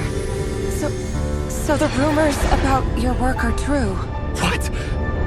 No! Listen, something happened at the palace tonight. We have to leave! You don't need to lie to me anymore. What do you mean? I know why you're worried, and I will respect the decision you've made. But it's okay, because I found a solution. I know how to end all this. You can have it back. The normal life you so desire. But until then, I'm afraid our wedding will have to wait. Celindus? No, don't do it! Celindus! Celindus!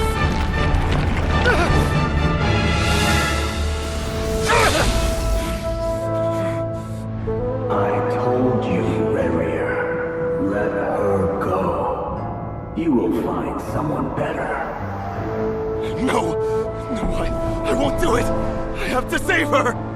By what means exactly? A lowly pawn. You lack the power and the strength of will. Do you know a way? Tell me! Come to the palace. Join us.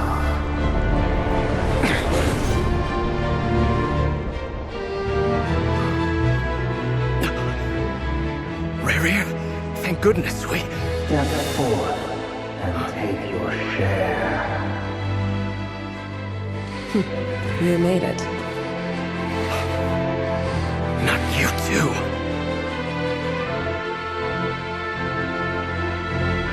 Hatred or grief, despair, desire. We all have our own.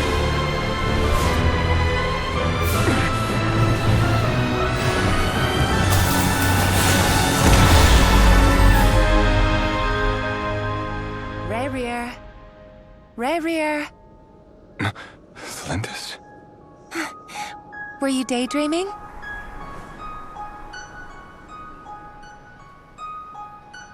You still remember, Rerir? That question you asked me a couple of weeks ago? Oh. You mean the proposal? Yeah. I'm wondering, where do you think would be a good place to discuss it? Maybe in the garden? Or were you thinking a fancy restaurant? It's your choice.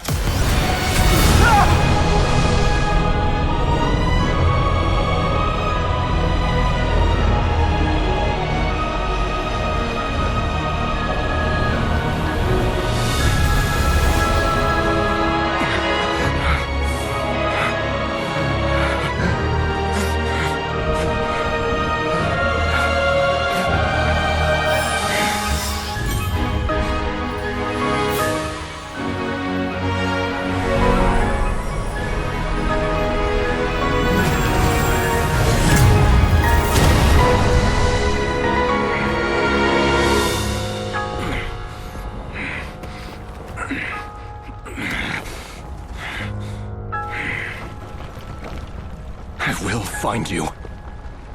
And then, you can give me your answer.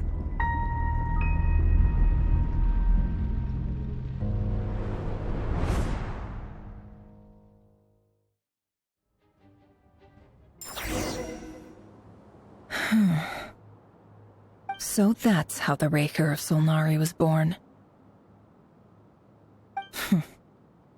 A monster created by circumstance is a monster all the same. Viewing other people's thoughts for too long can get uncomfortable. Right now, I'm feeling a strong sense of loathing. In a nutshell, the story of Conria is what happens when the truth falls by the wayside.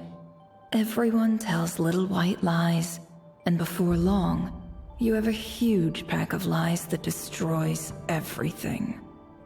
Whew. Time to get back. His past is filled with sorrow, but the tale of any fallen civilization is one of endless tragedy. Cruel as it may be, that was Conria's fate.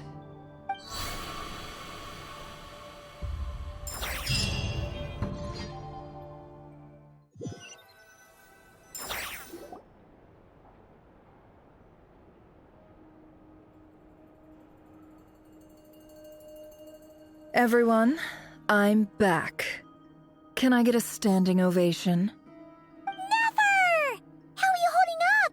Feeling okay? She's fine. Boss is a pro. Yes, I'm fine. You will have seen the events of Rerir's life through my thoughts.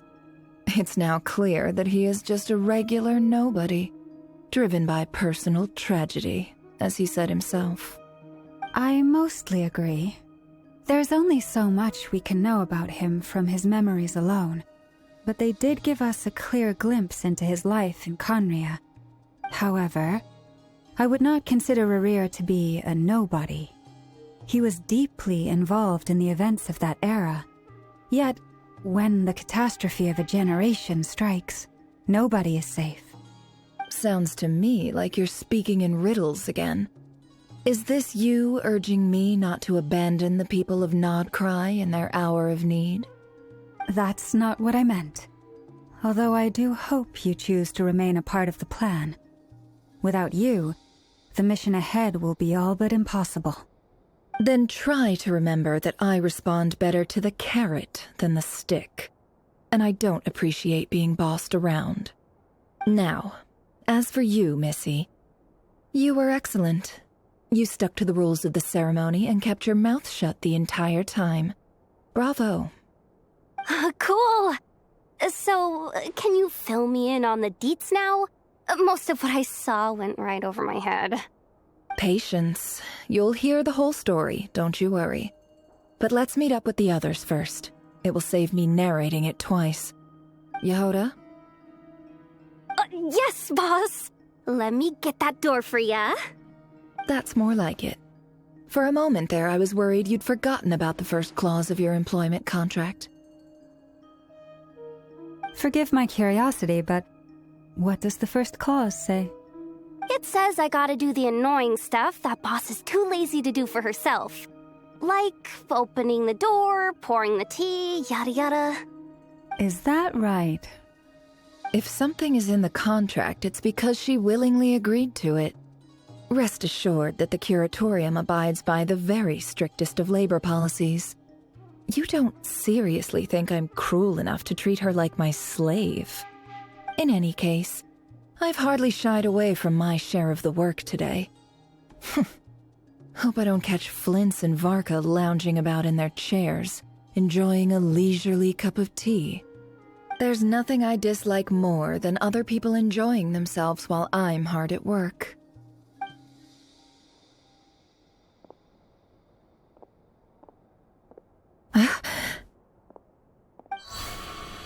Oh no.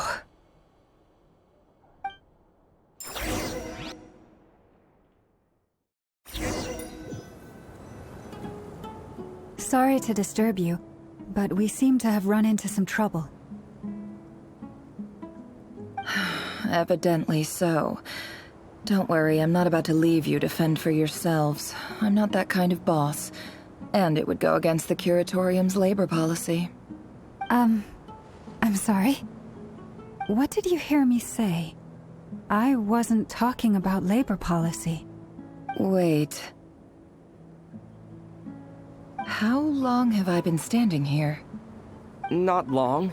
You just appeared by the door a moment ago.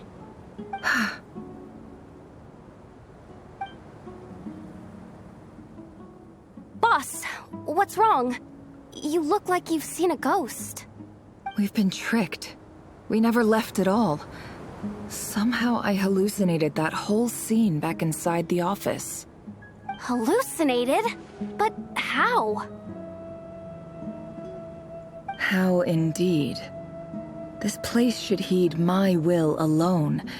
All thoughts and actions that occur in here are just a result of pawns moving across the chessboard in a carefully calculated manner. And nobody has access to this chess set but me. So you control everything in here? More or less. But yes, it's a special technique of mine. Has anything like this ever happened before? Only once. It was the first time I used the chess set. Is there any similarity between what happened then and what's happening now? I suppose my thoughts are a little turbulent, which was also the case my first time. Is there anything I can do to help? The first clause of your contract clearly states that I only need your help with things that I'm too lazy to do myself.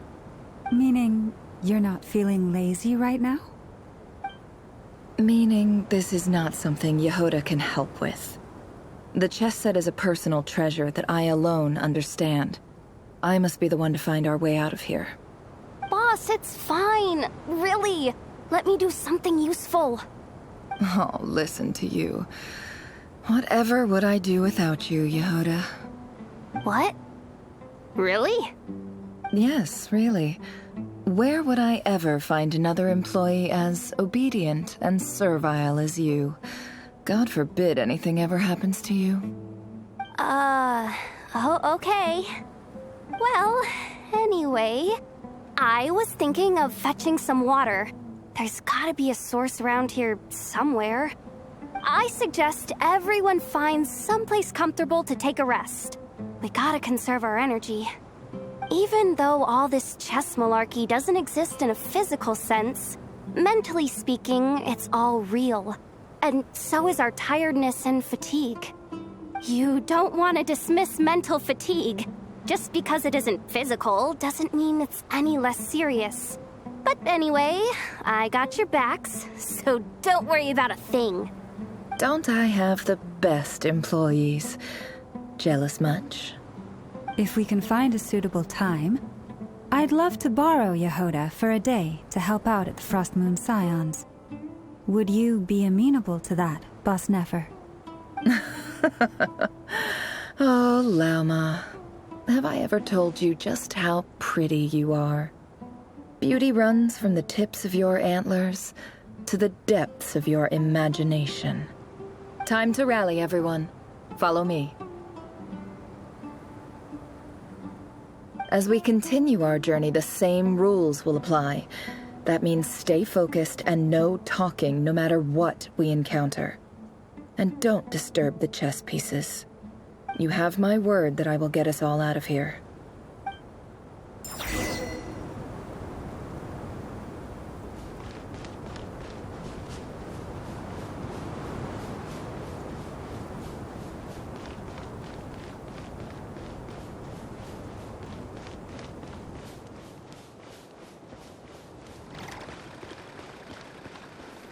This place looks familiar. That's not a good sign. There's someone up ahead. I wasn't expecting visitors at this hour. Wait, is that? Oh, it's him. There you are! Sinue's been looking for you all day. I think he has some news for you. Oh yeah? What were you doing just now, Uncle Retinue? Hiding away some more loose change? I know I saw some Mora. What do you mean loose change?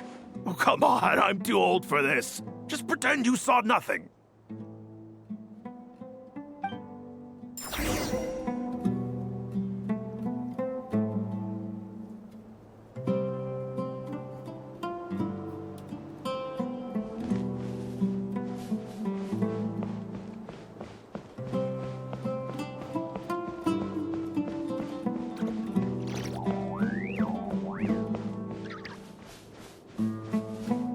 Hey, kid. Mind telling me what Sinuhe's been up to recently? I'm trying to get in his good books and I need a way in. Get in his good books? Why? What do you want with my dad, Uncle Apepi? I've written a new song. I was hoping to showcase it at the next festival, but I'll need his approval. A new song, huh? I'd love to stay and listen, but unfortunately, Uncle Retinue says my dad's looking for me. Well, there's plenty of time and I'm not going anywhere. See that pile of stones? I'll be sitting there warming up my vocal cords. Come find me when you're done. Pile of stones. Got it.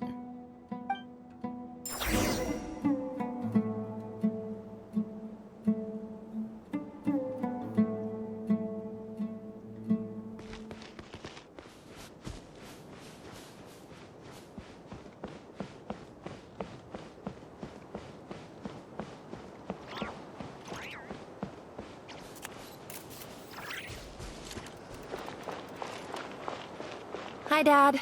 Uncle Retinue said you were looking for me. Ah, there's my little princess. If you'd gotten back just a little sooner, you could have shared the spoils of war with me. Spoils of war? Who were you fighting against, Dad? It was just a figure of speech. The aftermath of a sandstorm is no time to be waging war. I was talking about our war against thirst. I went out to fix our water supply problem, and now I'm back. Which means... We have a well again. That's right. I found a new one and brought back as much water as I could carry. It should last us for a good while. If it wasn't for these blasted sandstorms, our wells wouldn't be caving in. You wouldn't be spending all your time out searching for new water sources. As the chief of our tribe, I'm supposed to be leading us out of hardship and poverty, onto better things. You know how prosperous our ancestors were. I've told you all the stories. And look at us now, squeezed into these hovels. No one would choose this, if it wasn't for the endless wars over the years. But things are looking up. I started working with some folks from the academia a few months back. They gave me some contacts in return for my assistance in the desert. So you're the academia's helper now? Special ambassador, they call it. Think of it as a partnership. It's nothing bad, okay? We've been isolated here in the desert for too long. Seeking opportunities elsewhere is the best thing for us, and the fastest way to progress. So, do you get anything good out of being a special ambassador? Of course. My luck's improving all the time. One day, I swear I'm gonna lead us out of this place. We'll find somewhere new. Somewhere better.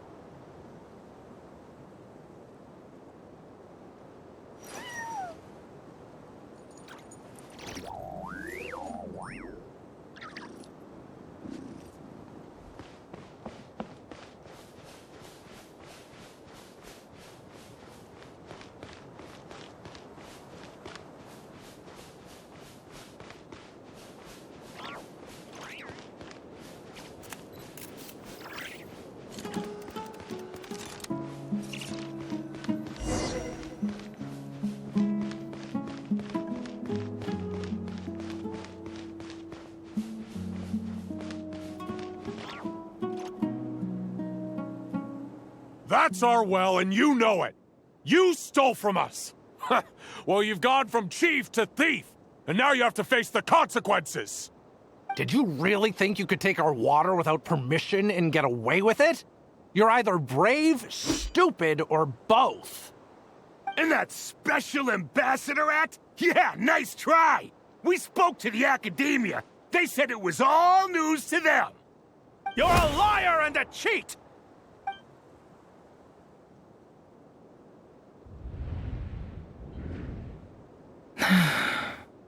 I heard Yehuda gasp, but I don't blame her.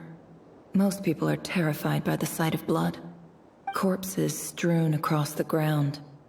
The wounds are clearly from scimitars and daggers. The desert dwellers' weapons of choice. There's a handwritten note on the ground. Let's see what it says. Halil, this is Sinuhe, chief of the Shimti tribe. Surely you remember me. I was the one who helped you and your colleagues avoid the quicksand in the desert. This is my second time writing to you. I assume my last letter must have gotten lost in the mail, as I didn't receive a reply. I hope this one makes it to you safely. I'm writing to you because I need some help. That sandstorm the other day completely blocked up our well, forcing me to look for another water source in Iab and Unut territory. It was a matter of survival. Praise the gods. The well of the Iab tribe was intact. It was my last resort. I drew what water I could and left, but not without being spotted. I fear they will retaliate.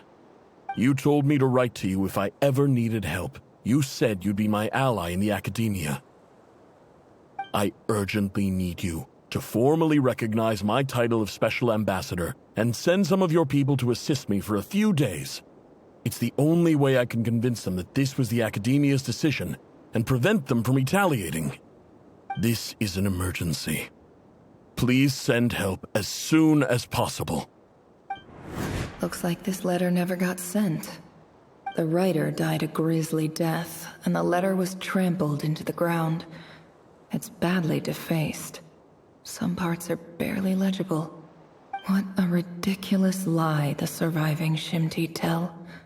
Their whole village was butchered over a sip of water.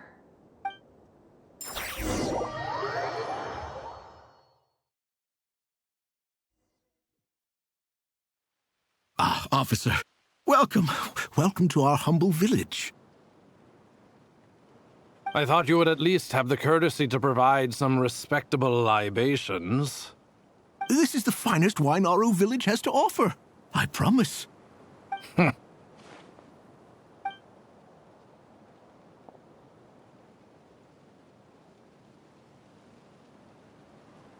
The Academia has agreed to reserve a single space for a candidate from your village. But I remain skeptical of this entire endeavor. I highly doubt anyone in this desert possesses serious academic potential. Please, have faith. If not in us, then in our God. The child we found shows great promise. I beg you, take her away from this place. Give her a chance. Don't let her talent go to waste. I don't recognize her. New arrival? She showed up here a few days ago and we took her in. She's a really bright kid. Please help. I'm begging you. So, where are you from? Nowhere special. Just a sand dune. What about the rest of your family? How many of you are there? Just the one. It's only you? Correct.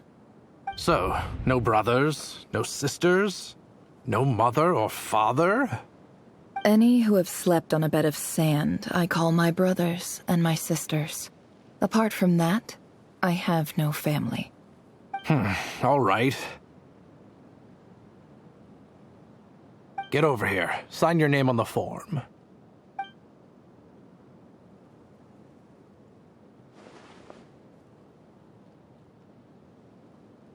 Never? You're rather fair-skinned for a desert dweller.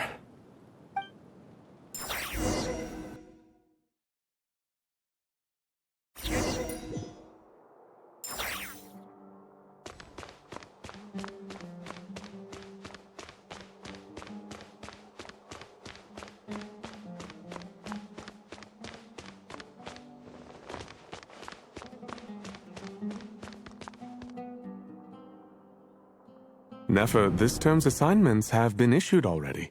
Please read through the materials thoroughly, conduct your own additional research, and then write an essay on the topic. Yes, Professor, I'm aware.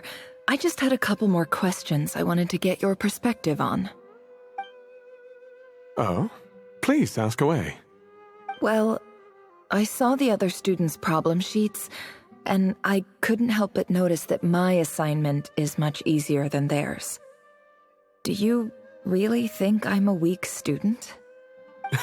A weak student? Goodness, no. Quite the opposite. You have a sharp mind, almost too sharp. I think what you're saying is, a weak student wouldn't have noticed the discrepancy. And if they did, they certainly wouldn't complain about the lighter workload. You see, sharp as they come. You see things the way they are. And I'm sure you know why they're like that. Because of where I come from. Because I'm different. I'm sorry, Nefer.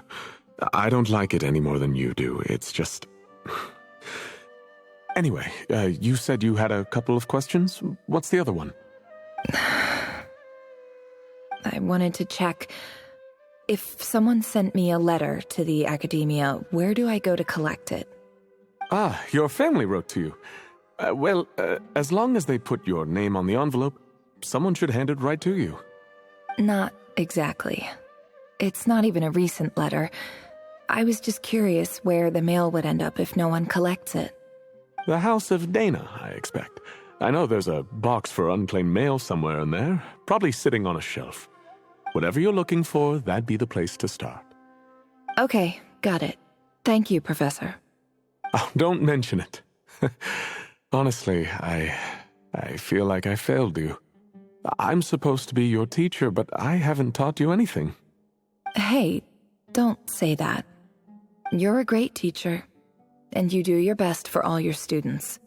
But the rules are the rules. You're not allowed to teach students like me.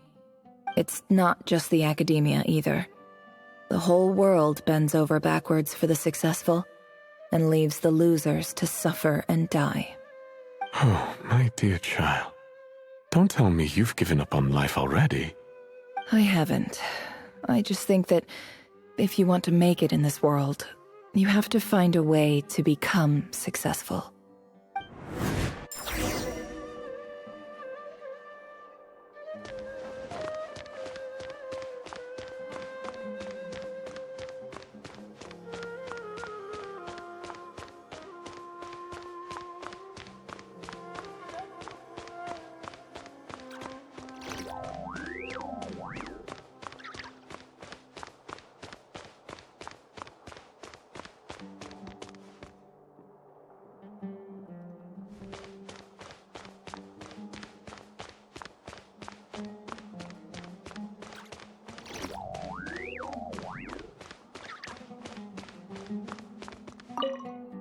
This must be it. A big cardboard box full of unclaimed mail. And probably some letters that ended up here by mistake, too. Let's take a look.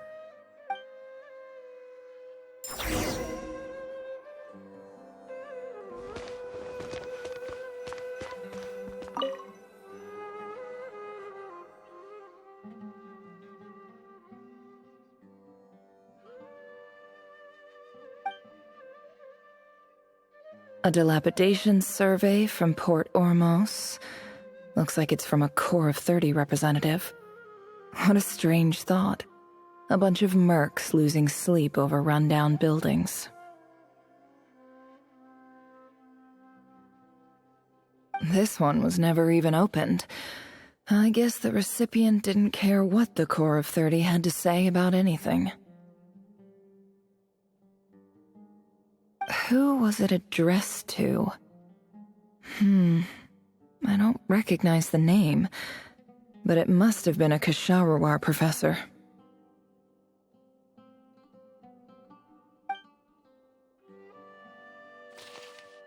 This one is addressed to the Amorta Sage. The title is Changes Observed in Satyavada Life Symptoms. Why do all these letters read like full-blown dissertations?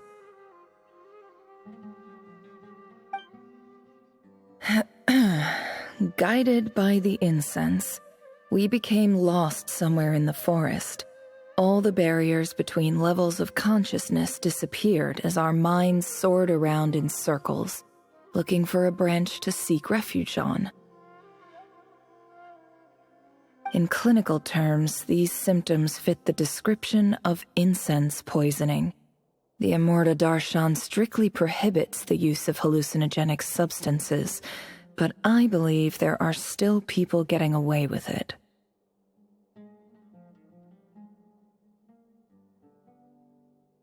For example, my neighbor who always breaks out into song and dance after using incense.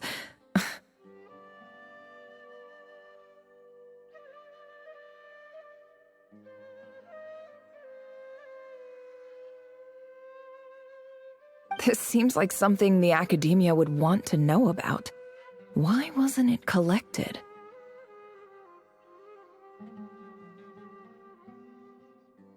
Wait, what's this written on the back? The note says, "The sender authored this letter while under the influence of mushrooms. I would send it back, but no return address was provided. Stamped by the Grand Conservator of the House of Dana."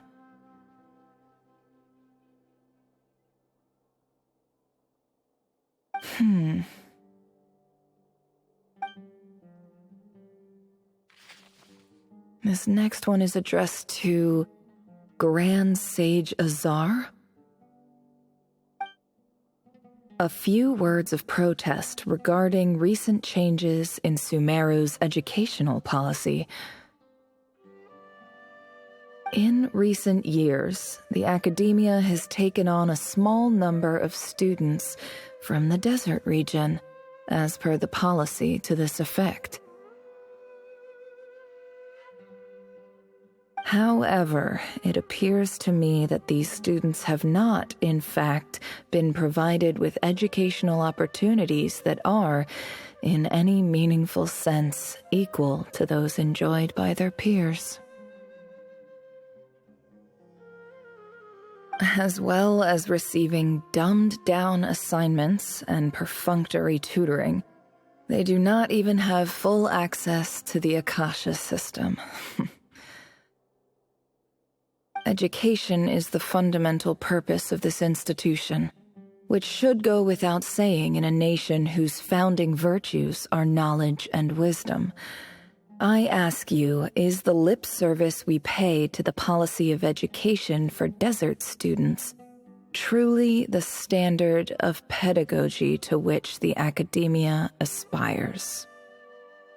As Grand Sage, policy decisions are your prerogative, but do not forget your roots. You and I were once students too, as was everyone else in this institution. I do hope you will give some serious attention to this matter. I encourage you to discuss issues like this with myself and others, and listen to some alternative opinions.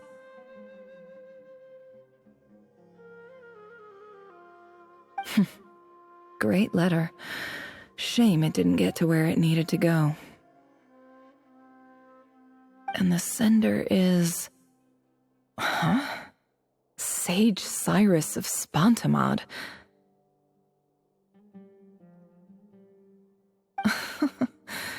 I didn't realize anyone else even knew how bad students like me have it in this place. So this is where letters from the Sage of Spontamod end up? Nice one, Grand Sage. Really enlightened leadership. Whatever. This isn't what I came here for. Moving on. I'm not exactly holding out hope that a letter sent from the desert would even make it here. But if it did, where else would it end up if not in this box?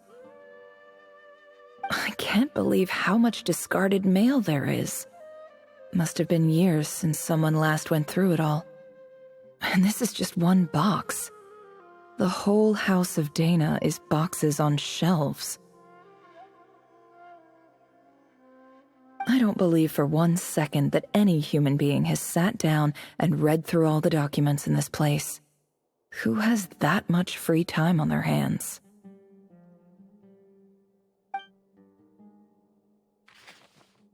Wait, could this be it?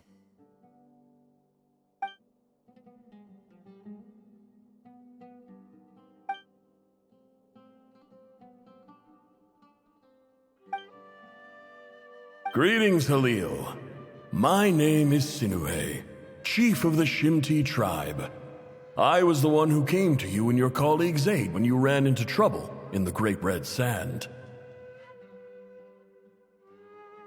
I don't know how well you remember it now, but I brought you to safety and gave you some water and other supplies. You seemed very pleased and told me your name. In my tribe, learning a person's true name is serious business, and I therefore see you all as friends.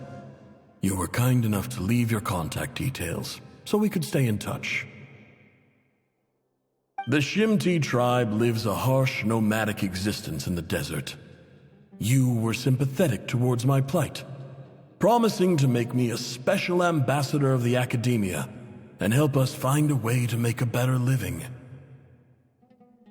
This brings me to my reason for writing. Our tribe has fallen on particularly hard times, and I would like to ask for your assistance. There was a terrible sandstorm a few days ago, which blocked up the well in our land. To ensure my people's survival, I had no choice but to venture into Iyab and Unut territory in search of an alternate water source. The Iyab and Unut are descended from the Thamudians, while we trace our ancestry to Tulatala. We worship the Lord of Flowers and have had relatively good relations with our fellow tribes, up until now. I found a well belonging to the Eob tribe. They declined to help us, but I really had no other option, so I took some water to keep me and my tribe alive. My actions are certain to incur their wrath. When we met, you assured me that you would be my ally in the academia. I would like to take you up on that offer, because I really need your help. I wonder if you could send an academia representative to meet with me.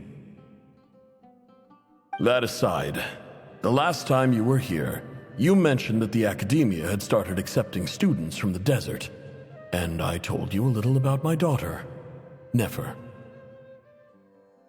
We have next to no resources here in the desert, and my power and influence are limited. Would you consider enrolling my daughter at the academia? She is a smart girl. I know she won't disappoint you. From the outset, the academia never took you seriously. Those things they promised were just empty words. I doubt they even remember the name Sinuhe. And you were so emphatic that your luck had finally changed for the better. You swore you'd lead us to a better place one day. You spoke with such conviction, like you were the most powerful chief in the whole desert. You liar. You lied about everything. You promised the world and delivered on none of it. And who fell for it? Just me, by the looks of it. Despite your best efforts. Which makes you a pathetic liar. You weren't even any good at it. I think I'll take over from here. Let me show you how it's done.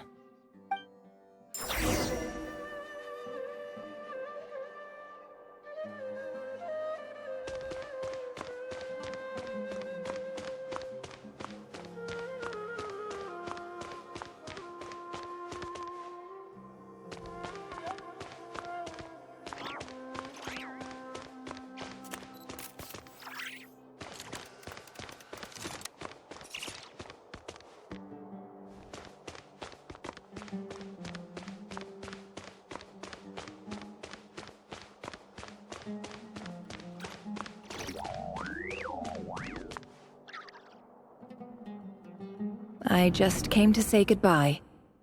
Thanks for everything you've done for me in my time here. Nefer?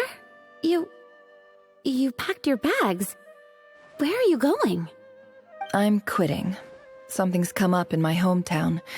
Gonna head back and deal with it. Huh?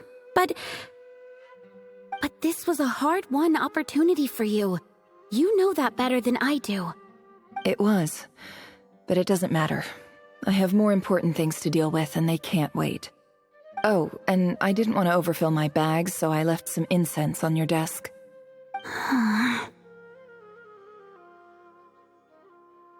What's wrong? I thought you liked incense. Although, I did read somewhere in the House of Dana that it has hallucinogenic effects. Don't use it all at once, all right? Isn't this the stuff you brought from your hometown? You're just letting me have it? But you said it's a rare and valuable commodity. Yeah, about that. I lied. It's not rare at all. There's this bunch of ruins near my hometown that are practically overgrown with this plant. It's not worth much. Keep it, it's fine. But Nefer... All right, that's all from me. You take care.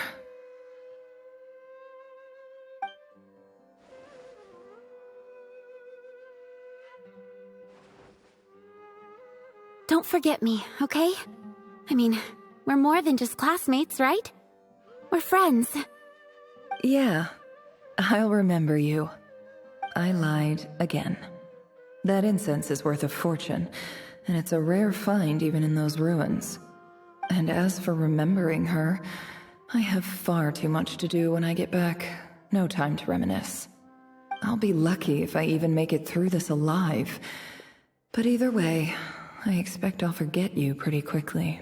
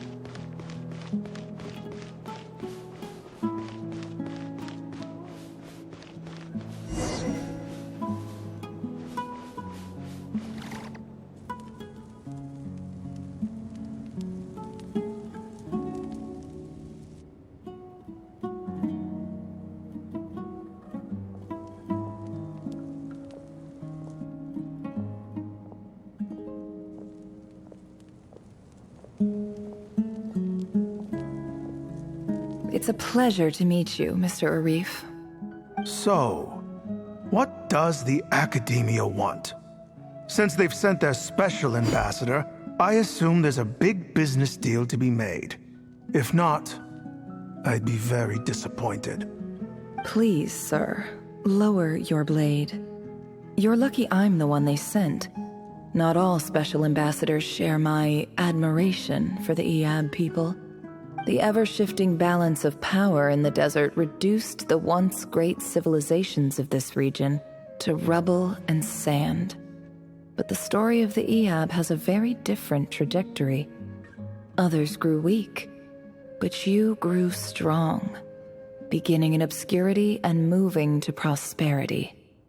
You're the only ones who defied the trend. Huh. So, you do know who you're dealing with? This well is the perfect symbol of your strength, is it not? It used to belong to the Unut, but it looks like you have control over it now. You're not wrong. But I'm sure you didn't come all this way just to flatter us. Of course not. I came to bring you some very good news. Some information that recently came to light, which might just be your ticket to freedom. Records uncovered by the Vahumana Darshan show that a certain well currently under Iab control is built on top of some ancient ruins. These ruins are of great archaeological interest to the Academia. I checked the map carefully on my way over here, and I'm confident that this is the well in question. The Academia is offering 50 million mora in return for excavation rights. 50 million? No, wait. If these ruins are as important as you say, 50 million's a little low, don't you think? Don't get greedy, Iab. We know far more than you think. We know that you seized this well by force. Wasn't that the first step in your rise to power?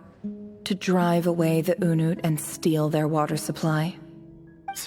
So what if it was?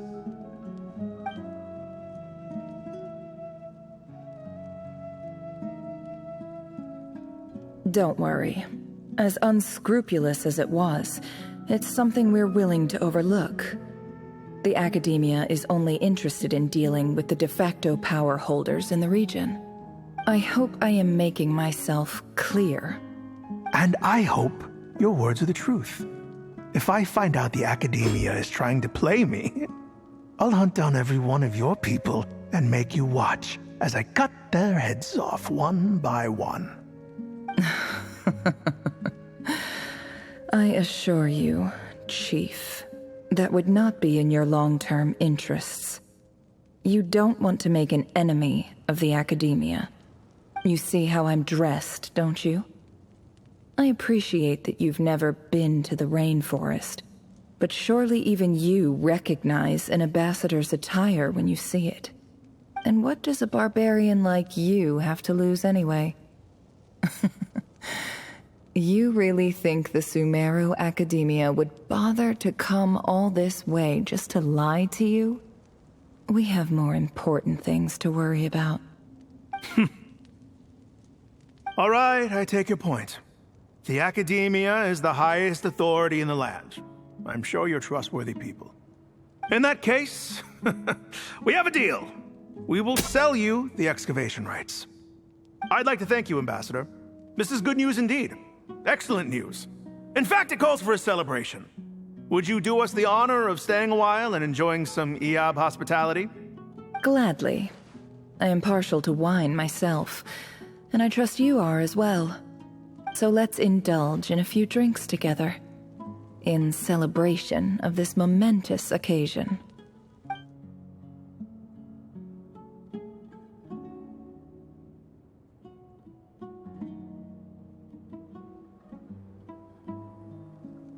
Chief! Chief, it's an emergency!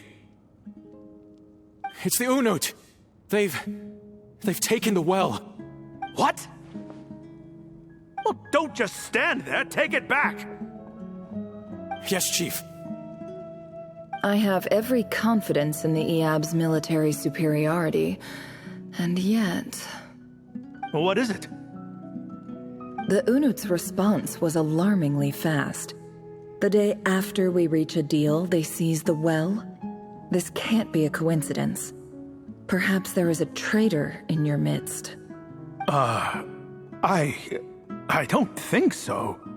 I am obliged to remind you, Chief, that the Academia will only deal with the de facto power holders. If you cannot regain control over the well, I'm afraid you won't see a single mora of that 50 million. No!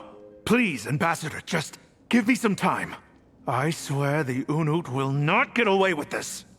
That well is ours, and so is the mora. Glad to hear it. I will wait here for an update. If there is a traitor, I will find them. In the meantime, make yourself at home. I'll report back as soon as I have an update. Much obliged. Wow.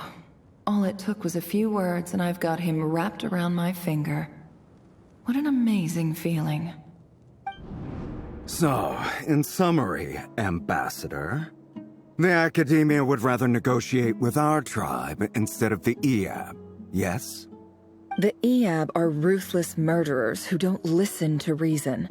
And now they have the gall to interfere in our research projects in the desert region.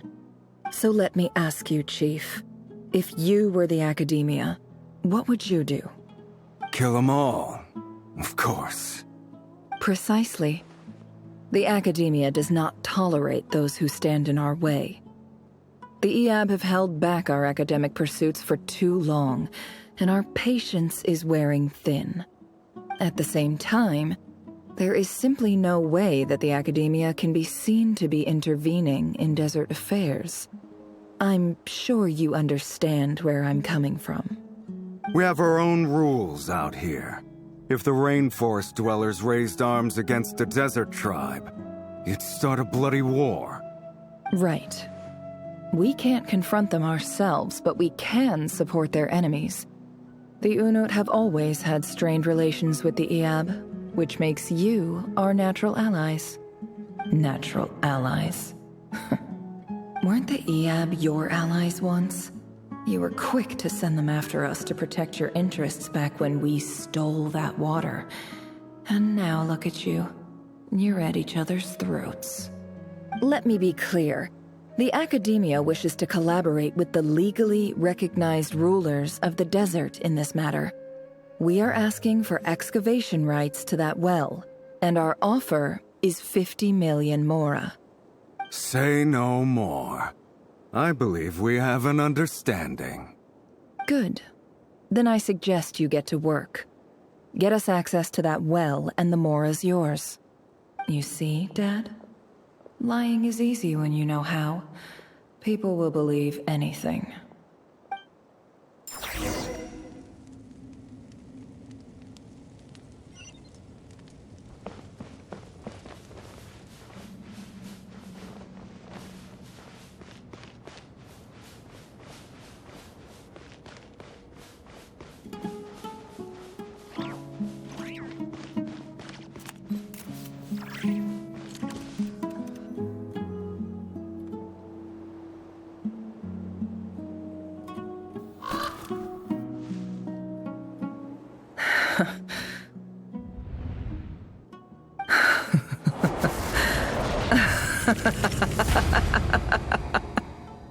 Look at yourselves.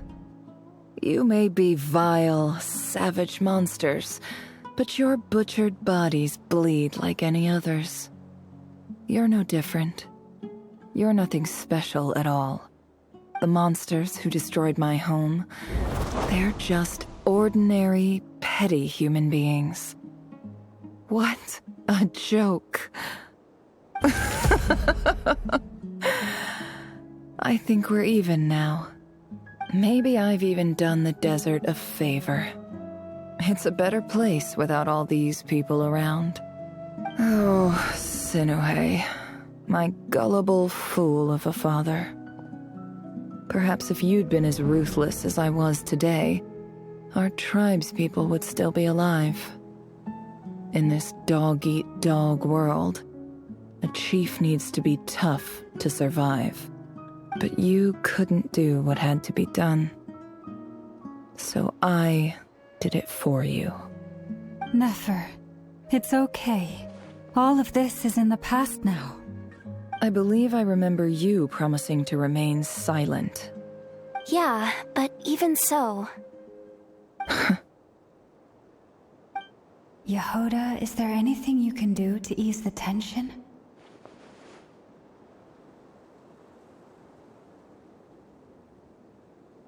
Alright, time for a sharp turn onto a completely different topic. So, anyway, that's enough of that. When are we getting out of this place? Feels like we've been walking forever. I'm getting pretty tired. Oh, Alma, you tired? Yes, if we can find somewhere to sit down, I could certainly do with a rest. It's not far now. There should be a temple just up ahead. Yes. Really? A temple? That's where this story ends? I guess that's how things go in the desert. Desert dwellers can never escape their destiny. Or so everyone says. I never wanted to believe it, but looking back now, I'm as desert as they come. You mentioned a temple. What's waiting for us there? My biggest trade secret of all. Ah. Then I'm guessing it's where you got your power from. The power to peer into other people's minds. I didn't know you were clued up on any other religions. I'm no expert in the history of Sumeru, but since you come from the desert, I would imagine it has something to do with King Deshret. Sounds impressive.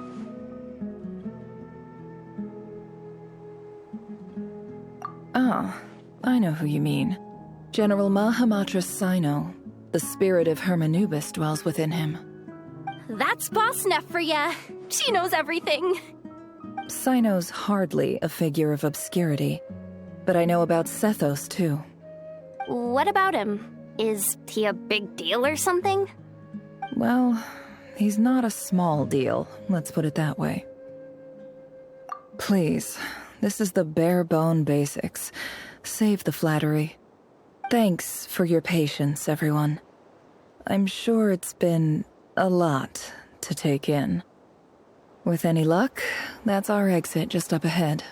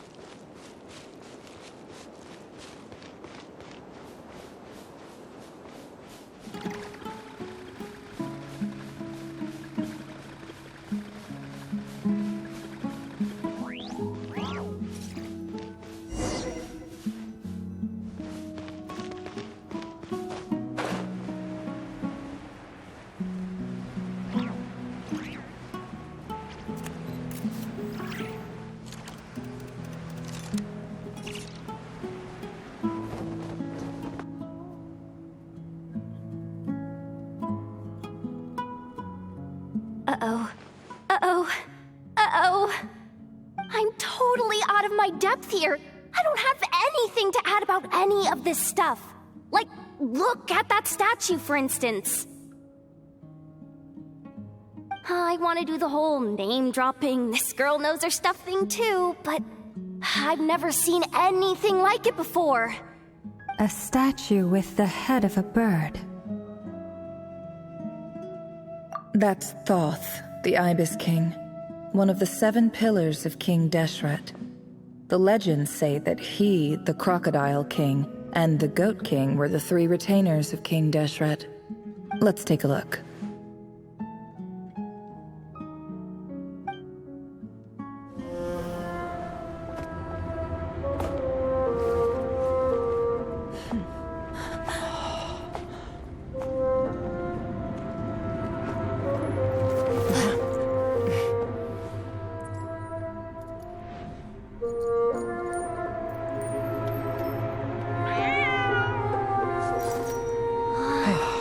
It's just Ashru.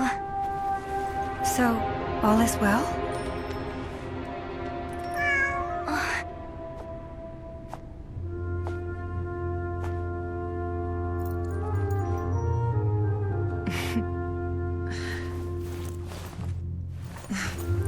Typically speaking, at this point, the world disintegrates. Then we find ourselves back in the outside world. Besides, these are my memories. There's nothing to fear. You're sure? Of course. It's almost over.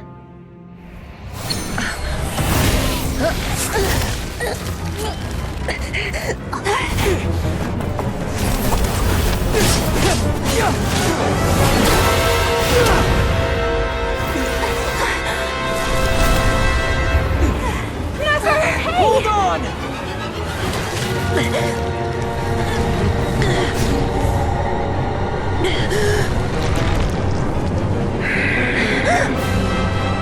Knowing too much is always a death sentence. Speak for yourself.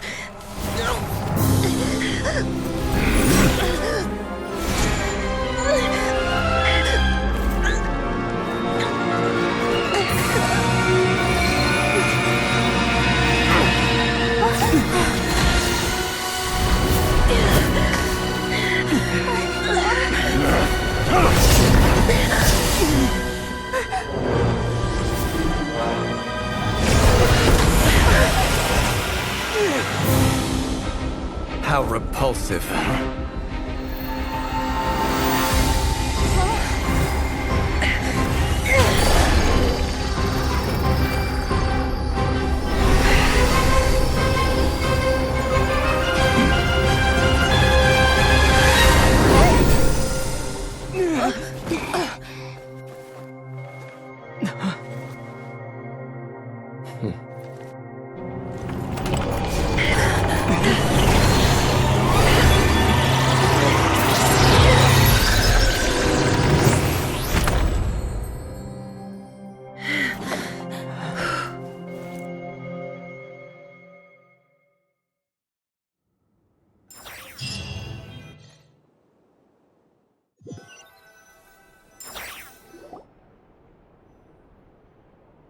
Timed that pretty well, didn't I? It's okay. I'm just glad no one was hurt. Paimon noticed you doing something too, Dainsleif. Were you helping get them out? Of course. When I asked Nefer to conduct this investigation, I was not naive to the dangers involved. I had a duty to ensure your safety. Good to know your sense of justice is still intact after all these years. I take that to mean that you saw the truth. That comes as a great relief. I certainly did. And thanks to your help, I also managed to trap Rerir inside the chess set. Whoa, really? How'd you manage that? Well, to be honest, I sensed that something was wrong long before we made it to the temple. By using this fragment to probe into Rerir's past, well, the monster formerly known as Rerir, it seems I alerted him. I was tracking him, then he caught on and started tracking me too. Can't say I'm surprised. But how did he track you through your thoughts alone? That shouldn't be possible. Rerir was a secret agent who reported directly to the Vinster King. He is an expert at finding a trail and hunting down his pursuers. No wonder. He infiltrated the chess set, read my thoughts, and built a new virtual chess set inside of it. That's why we weren't able to leave at first. Speaking of your chess set, it's quite a remarkable item. Would I be right in thinking you have some connection to King Deshret? You overestimate me. I only have a connection with one of his underlings, the Ibis King. You all saw how this came to be. A long time ago, the Iab massacred my tribe, the Shimti, in our home village. A few years later, I enrolled in the academia, where some new information came to light. The Unut and the Iab fought a bitter battle over the rights to a well, all for the sake of a non-existent 50 million mora. The Iab ultimately won that confrontation, but their victory came at the cost of almost every warrior in the tribe. The final blow to the Iab came at the victory feast, when an Unut assassin beheaded their chief right before my eyes. The remaining Iab fled and have been scattered to the winds ever since. Having gotten my revenge, I returned to my hometown, where to my surprise, the nearby temple was still standing. There it was, seemingly immune to the relentless hostility of the desert, while my tribal home lay in ruins. As I stood there gazing at the temple, I noticed a cat just outside. This cat, as it turned out, was home to the spirit of the Ibis King. He led me to a gate deep inside the temple, and there he made a deal with me. This chess set is my gift from the Ibis King. The chessboard within is made to the same specifications as the one in the mausoleum of King Deshret, and represents his power of piercing analysis. With this chessboard in its container, I gained a certain ability to perceive hidden secrets. Now, you could conclude that the Ibis King simply wanted to give the people of this world the power to seek the truth, but I don't believe that's the full story. Every god plays favorites. Their hearts are as fickle as any human's, full of secrets, perversions, egotistical tendencies. But precious few gods are willing to admit this. It is the same with all powerful forces, including fate itself. Their gaze falls preferentially upon a select few. As you rightly point out, this is an act of favoritism. If you're alluding to the Abyss, then yes, I agree. Gather the others. It's time to share everything I've learned.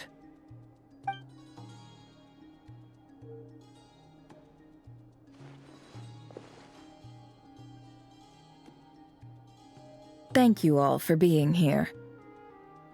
As promised, I did some further investigating into the Reicher of Solnari's background. I am pleased to report that the investigation has been most fruitful indeed. The Reicher of Solnari, real name Rerir, was once a Conrian subject who served the Vinster King. I will now share the important details of his story. Please save any questions or comments for the end.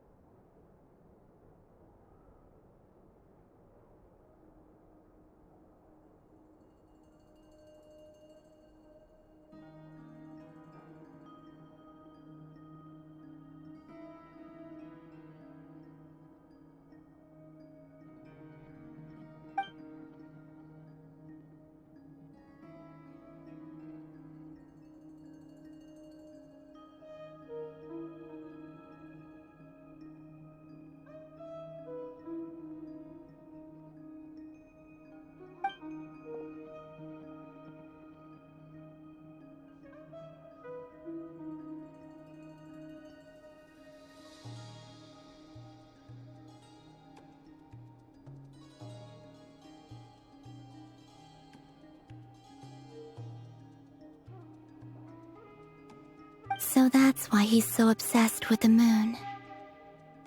A tragic tale, to be sure. But it does not excuse his many transgressions. No matter how much Rerir suffered in the past, the fact remains that he is what we know today as the Wild Hunt, wreaking havoc upon innocent lives in Nodcry. He becomes more dangerous with each passing day. If left unchecked, it is simply a matter of time before all of Teyvat suffers the consequences. This is a threat that the Knights of Favonius cannot ignore. A question for Miss Columbina. Forgive me if this is presumptuous, but have you ever seen the spatial gateway that appeared in Rerir's memory? Never. But I have heard stories of something called the Moon Gate, and this seems to fit the description. Miss Lama, any thoughts on this? In the lore of the Frost Moon Scions, the moon is believed to hold many secrets. Some sources speak of ancient knowledge, others of a gateway to the unknown. The term Moon Gate is one I have heard before, but as is the case with all of our legends, there are no records of any first-hand witnesses. We cannot know whether it truly exists. Then back to Miss Columbina. As a moon goddess yourself, do you have some idea of where the Moon Gate leads to?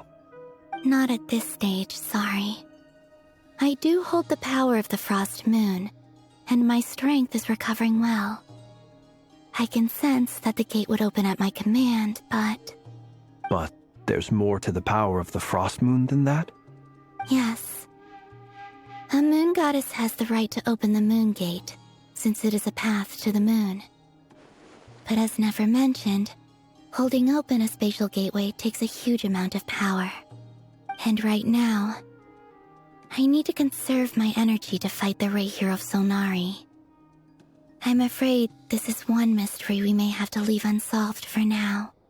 I agree. Better to save your strength. But if you'll humor me for a moment, I have a bold conjecture of my own regarding the world beyond the gateway. I highly suspect that neither Tholindis nor Rerir made it through unscathed. The evidence pointing to this is the fact that the Reir of Solnari exists in the form of countless fragments. With the abyssal power he wields, no ordinary foe can touch him, let alone tear him to shreds. And yet, the Wild Hunt proliferates wherever his scattered fragments lie, drawing hordes of monsters to many different locations across the land. So your theory is that Rerir was physically torn to shreds by some powerful force?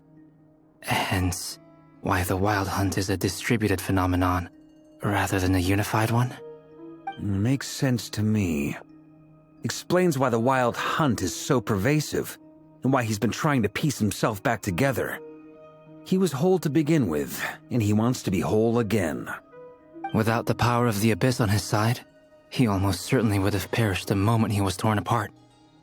But the Abyss, much like a curse, has kept him alive. I could not agree more. The power of the Abyss is most surely a curse. It is a compelling explanation, and one that accords with my present understanding of Abyss creatures. Whether the life form in question is primitive or advanced, if a curse has extended its lifespan unnaturally, it will continue to survive in spite of everything. This raises some interesting questions. I will run some experiments and see if there is any validity to my suspicions. That being said, regardless of whether my research bears fruit, I would like to thank Miss Nefer for conducting such a thorough investigation. Already, it has greatly enriched my understanding of the entity we face. My pleasure, Mr. Albedo. I too hope that the information I have shared today proves useful as we look to formulate the next stage of our plan. Hey! What is it, Dainsleif? You look really upset! It's just... when I think of the man I once knew as Rerir, I struggle to understand why things had to turn out like this. The two of you used to be friends, didn't you?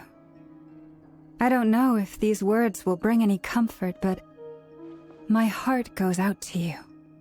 Mine too. We can never know all the hows and whys of the way things are.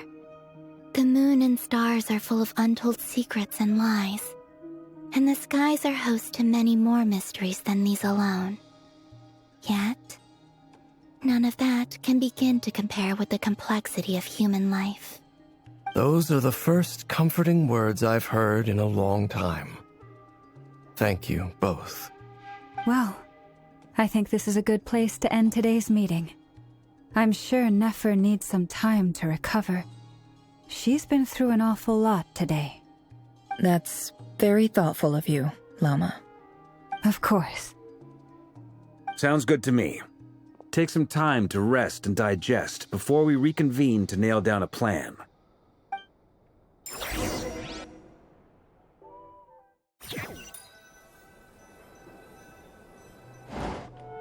Hey, is this a bad time? Hope I didn't kill the conversation. No need. Come on, let's talk outside.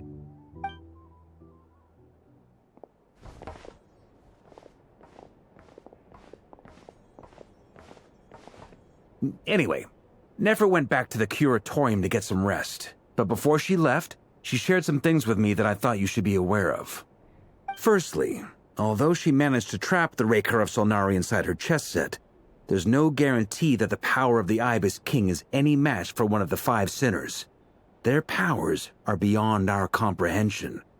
It's only a matter of time before he finds a way to break out. We have to come up with a plan and take care of him before that happens. Honestly, Paimon figured that might be the case. So, how long have we got?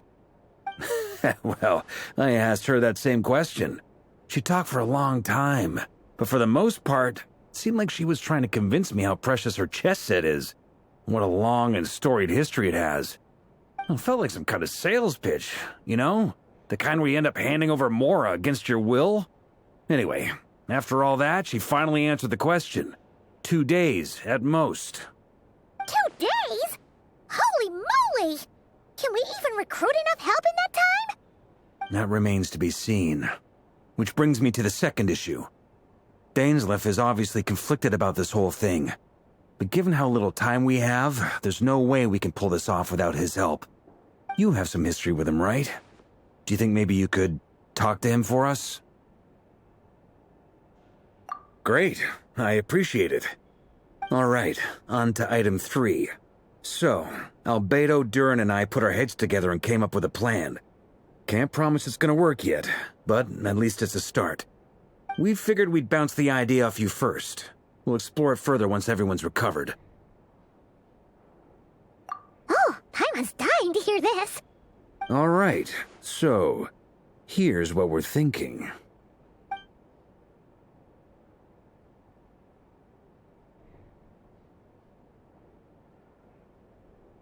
We felt a little uneasy about roping you into this. I mean, firstly, you're not locals, and secondly, none of us are your boss. You're well within your rights to refuse if you so choose. Roping us in? Why would you even say that? We know the stakes here. It's all of us against the Rayher of Solnari, or none of us stand a chance. I choose my words very intentionally, I'll have you know. I like to think there's an art to striking a down-to-earth tone even when the stakes are through the roof. Sir Varka, I have a few thoughts about this plan. I'm all ears. I think we can be more flexible with how the roles are allocated. In my view, the most sensible lineup would be like this.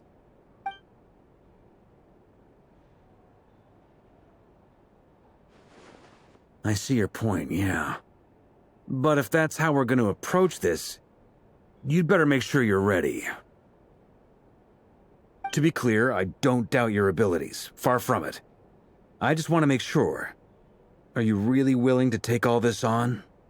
I want to do everything within my power.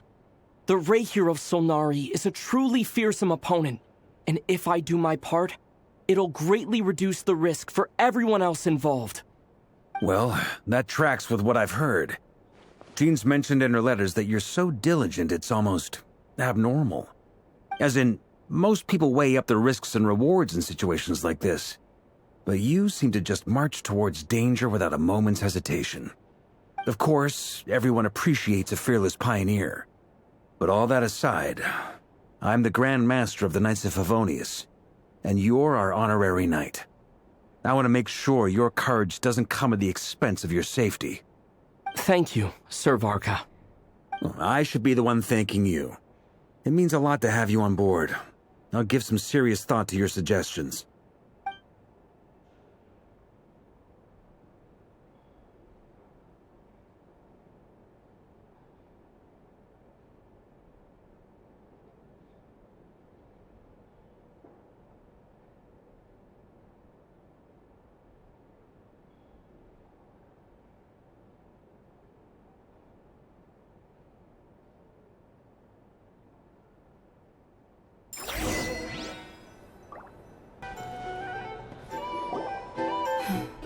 This is a thorough plan, but I do have one last question before we take action.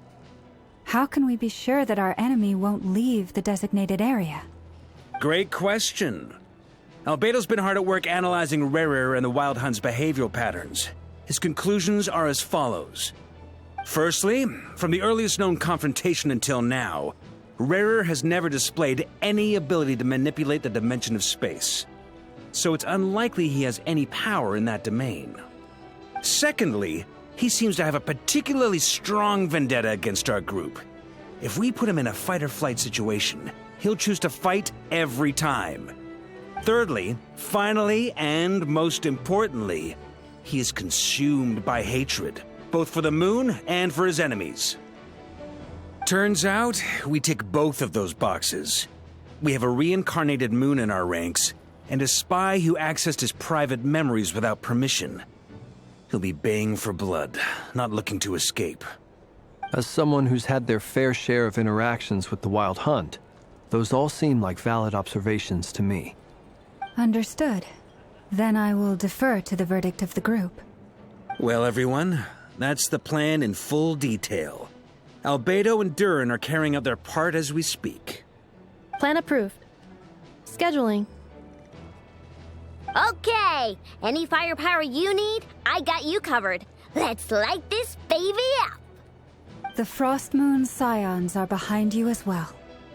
And the rest of you?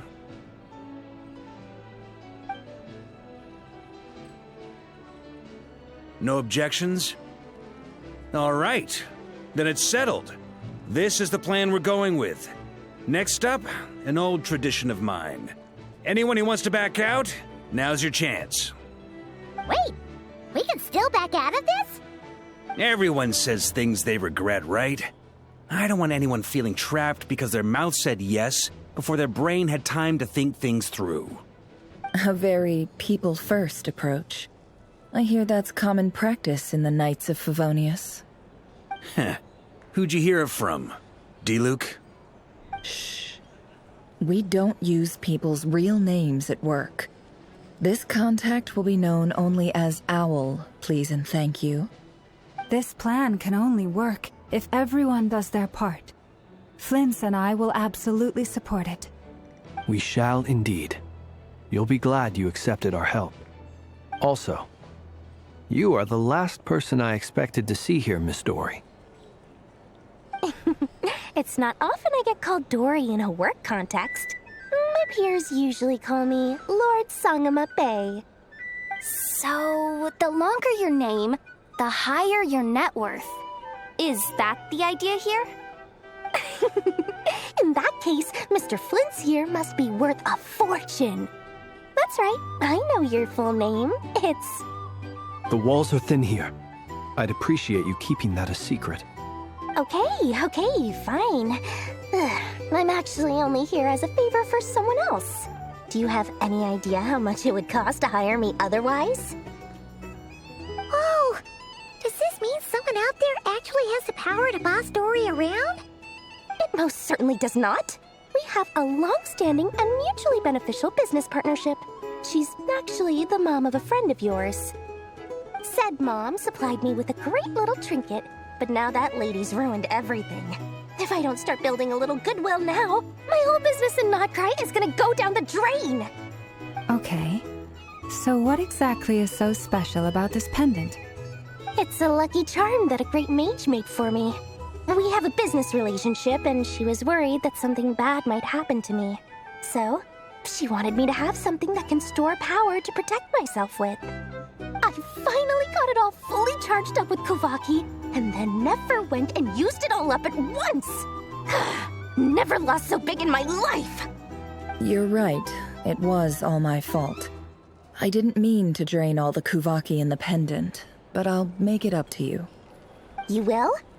Well, in that case, how about you give me your chess set, and we call it even? I knew you'd say that. Well, it's yours if you want it. In fact, take it now, and I'll even throw in a free Raker of Solnari. Deal? You're putting me in a difficult position here. It's a very useful thing to have around, but I have a funny feeling it won't be around much longer. I guess we'll see in a couple of days. Looks like bankruptcy for me. Hey, don't be so pessimistic. See this through and you never know. You might find a new business opportunity on the other side.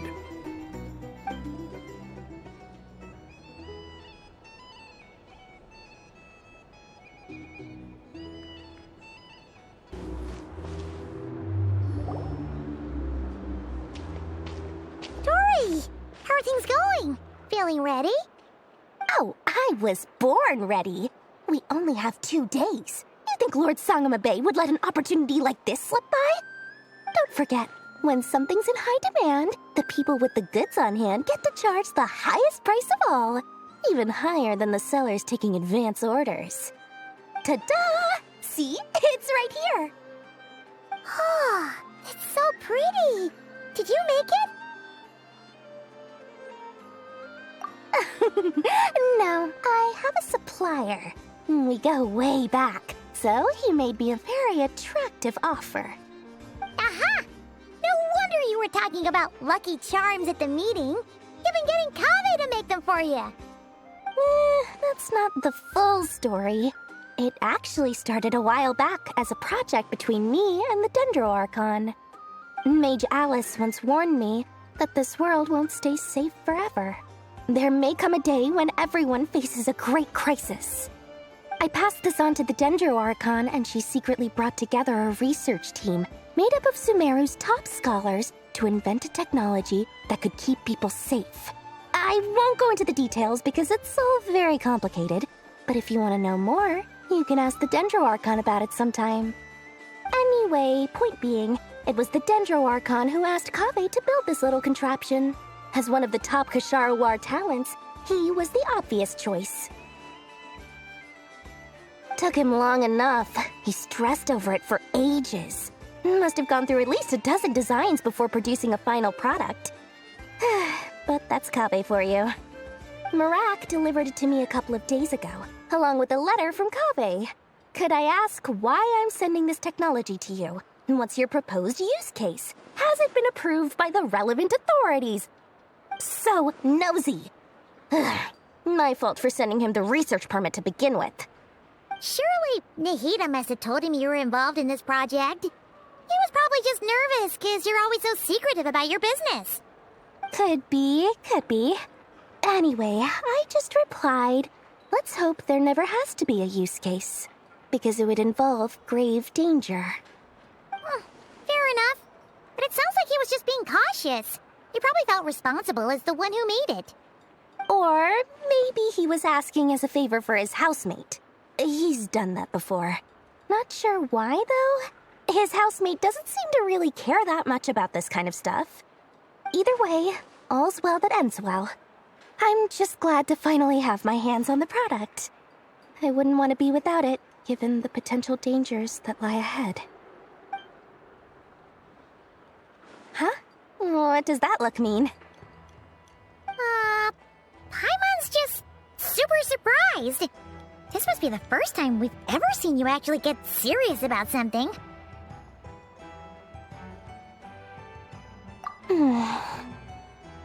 Well, a long time ago, I made a promise to myself. I promised that I was gonna live every day of my life with a big beaming smile. Obviously, Mora plays a big part in that. But there are always going to be times in life when you have to give something back.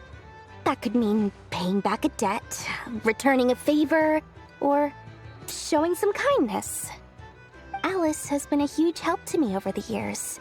She was the first investor I ever had. And I want my investors to know that Lord Sangamabe is the best in the business. And more than that, no one knows what the future will bring. Whatever happens, I want to make sure the Dendro Archon and all of Sumeru is prepared to face whatever comes. Oh, that? I was just making sure Nefer and I are square. Don't be thinking it was some sort of benevolent act. I'm no saint, so don't treat me like something I'm not. My priority is doing the business that I want to do, so long as my conscience lets me, but it usually does. That's the Lord Sangamabe business model. All right, if you say so. I do say so, and that's the whole point. I'm a businesswoman. Don't go trying to figure out what kind of person I am. You'll exhaust yourself. Much easier for everyone involved if you just take my word for it. Oh, and could you two help me get this stuff where it needs to be? Thanks so much. You're my favorite assistants.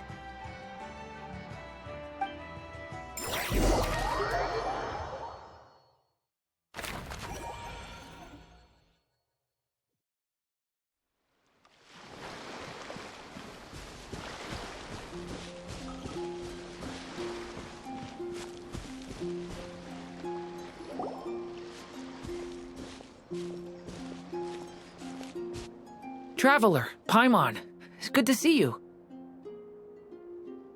Everything going smoothly over here?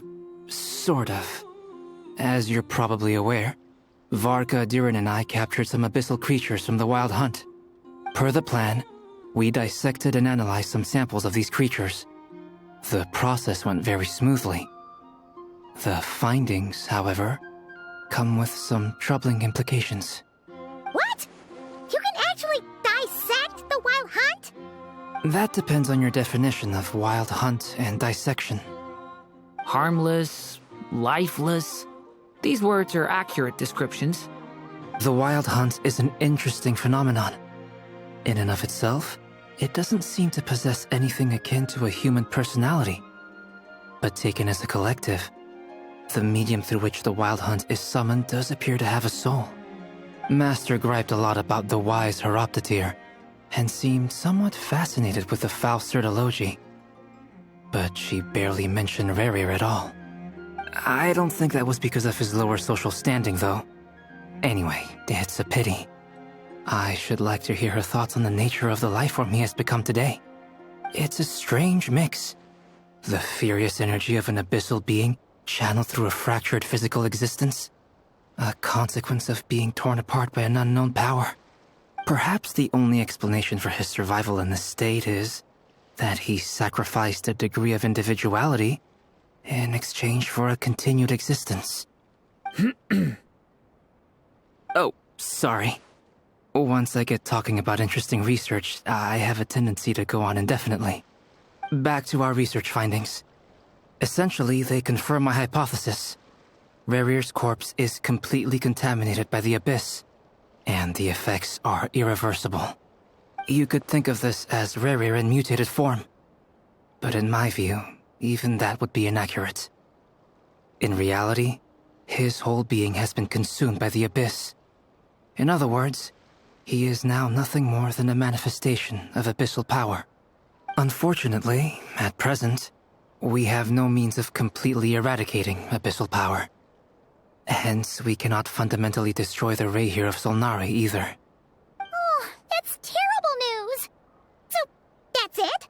We can't defeat him? Not even if we get the power of the Three Moons? Miss Columbina's situation is a difficult one. She can never achieve wholeness when the world does not accept her presence. It's as if her creator banished her to a place she can never be accepted. It means she spends most of her energy just on her own survival. Given the circumstances, it's only natural to despair. But we must see this plan through to the end. Time to kick off the backup plan.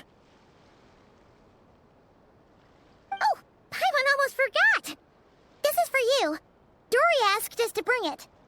Ah, how wonderful. Well, thank you for making the trip. Durin and I will be heading off shortly. I'm sorry I won't be there to protect you in person this time. Please be careful. All right then. Stay safe.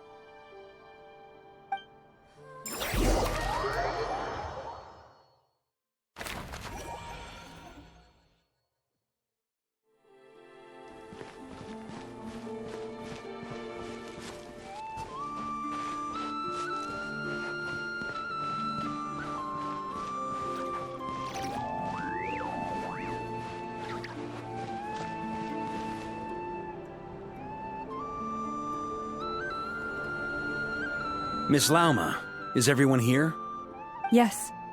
The fate of my flock is in your hands, Grandmaster Varka. Please keep them safe. My lady, what are you saying? Within the next 24 hours, we will face the biggest crisis the world has ever seen. This is not a burden that we deserve to bear, but I believe that we reap what we sow in this life. So I intend to act. I must do what I think is right. For me, that means fighting for the future of Nodcry. This gentleman is the Grand Master of the Knights of Favonius, Varka, Knight of Boreas. In my absence, please follow his lead. Hey, everyone. Guess I should introduce myself. Well, to start with, I know my way around a battlefield. Biggest strengths are honesty and hard-workingness. Anyway, point is, I don't intend to let Lauma down. I'm gonna do everything in my power to keep every last one of you safe and sound.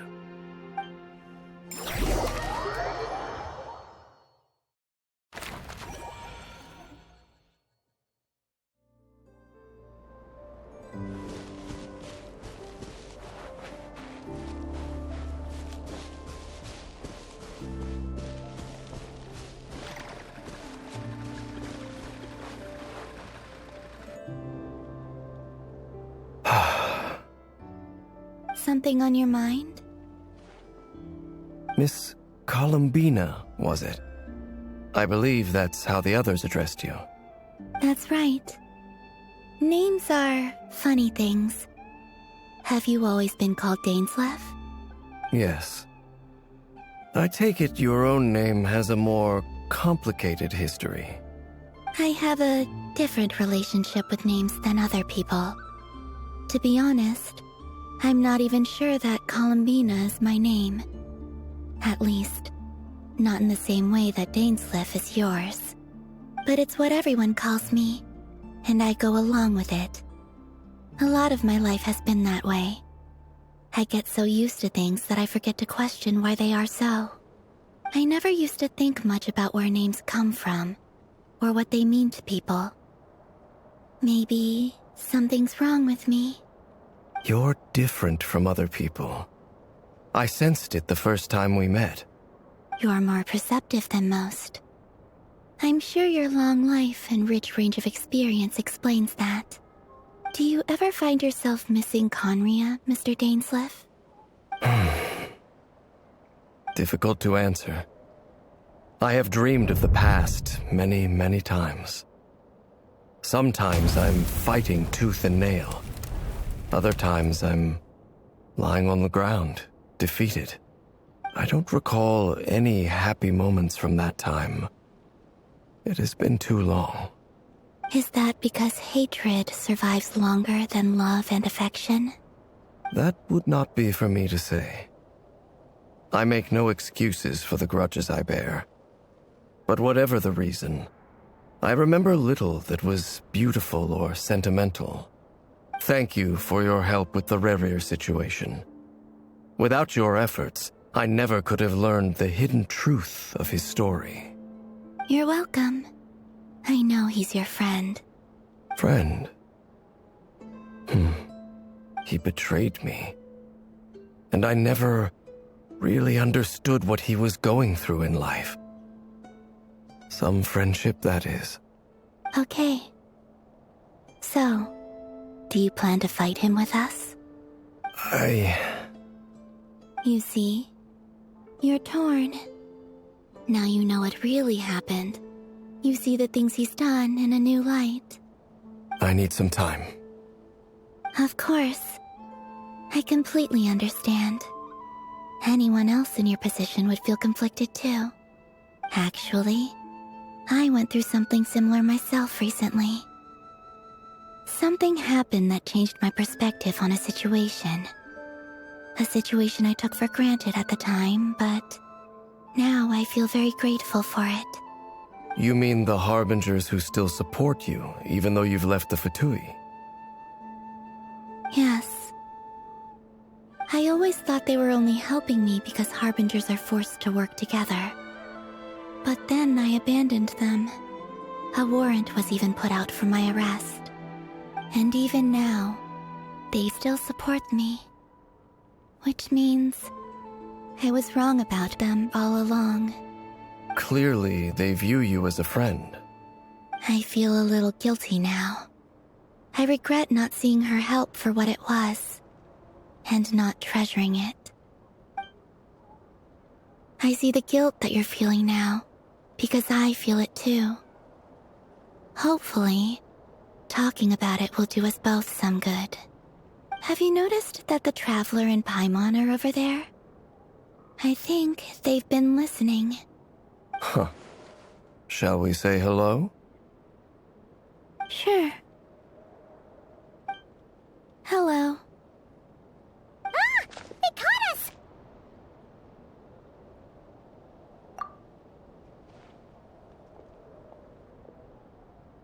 I apologize for making you worry.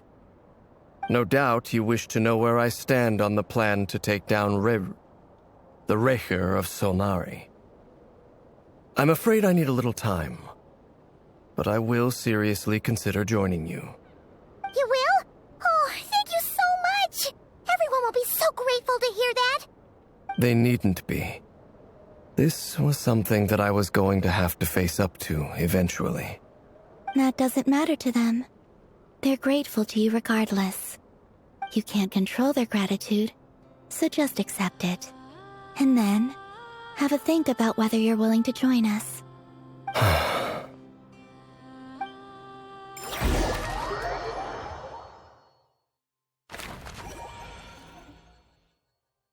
It's nearly showtime! Let's go rendezvous with the others. You know the place.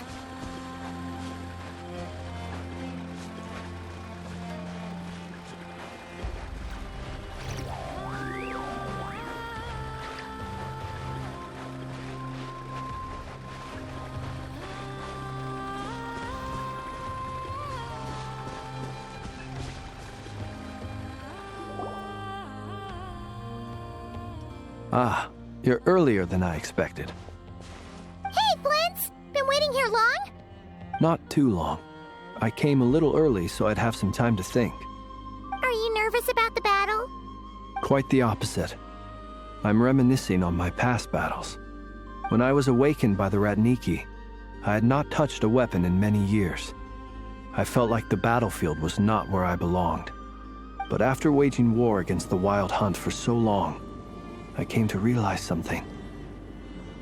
A life of absolute peace is simply not a possibility for me.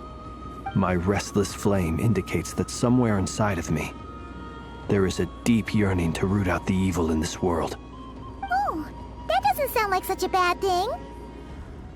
Well, in the past, when I was a Fae whose primary concern was hibernation, it was hardly ideal. But it certainly serves me well here in the present. And I am delighted to be able to join forces with you in this endeavor. Looks like I'm not the first to arrive. Ah, Miss Lauma. Did you sleep okay last night? I struggled to settle down at first, because of the nerves. But don't worry. I got enough sleep in the end. I'll be just fine. Please, I'm just doing my part. Never! Over here! Aino asked me to relay a message. She said Anefa will be on high alert and keep a close watch over all secondary districts where defense is required, providing support as necessary. Meanwhile, Ino herself will provide range support to us directly, using her latest invention. Excellent. My thanks to all involved. The chess set's looking a little unstable. It won't hold him much longer. We should be prepared to engage at a moment's notice. No sense sitting around waiting. Let's make the first move while we still have the option. I agree. Paimon, find a safe hiding place. Got it! Be careful, Traveler! I will.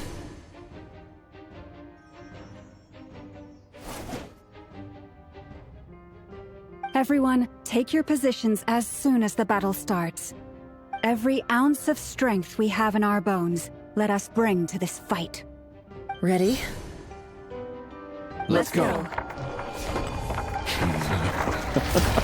I've seen all your futile ploys before.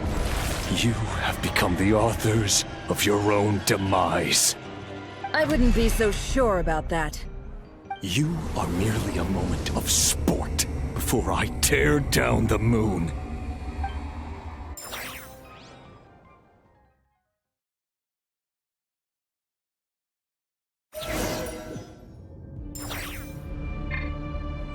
Stay on your toes. Moonlight betrays Yep, you. you too.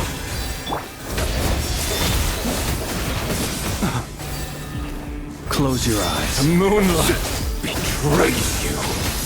Observe. Hunt him down. Steady now. Let me help you guys. Big this!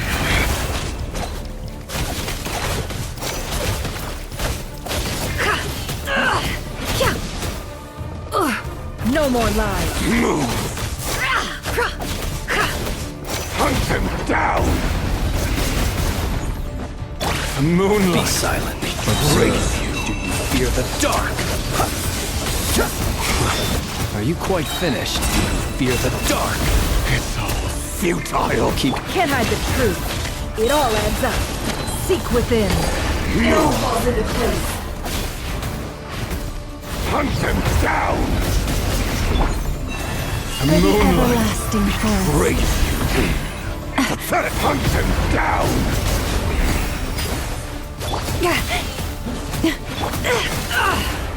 It all adds up. No more lies. Hunt him down.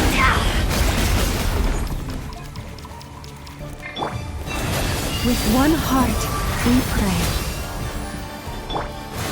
Move. Can't hide the truth.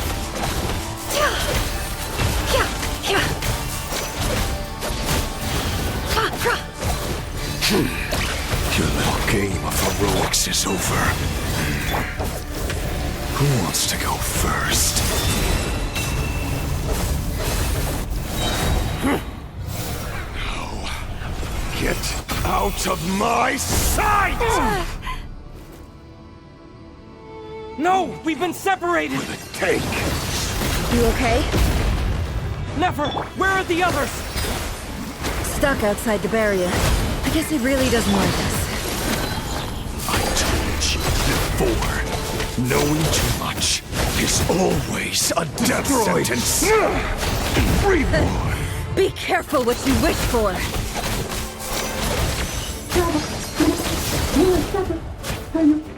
Mama! Can you hear me? Hide. Silence.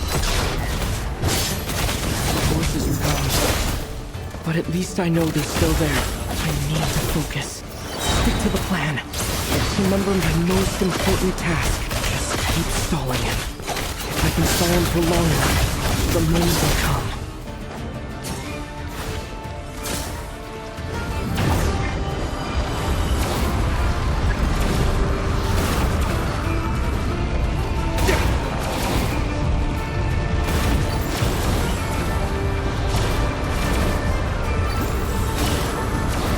I've got this!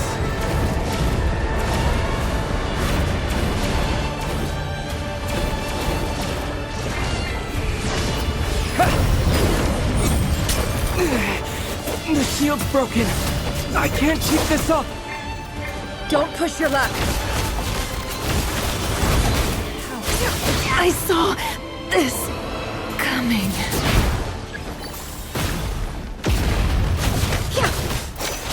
Can't hide the truth. How much power will it take?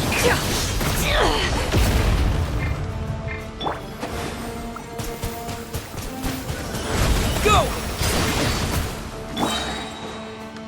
No more lies. The deception ends here. Can't hide the truth.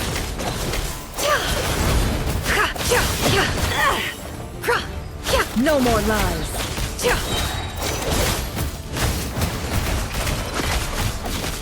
Seek within. Can't hide the truth. Destroyed. Go! And reborn. No more lies. Nor to run, nor to hide.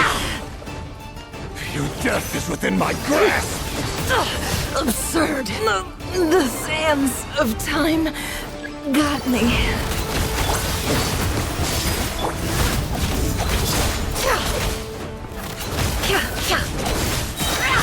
The deception ends here. No more lies. How unfortunate. Wipe out! It all adds up. The mystery unravels.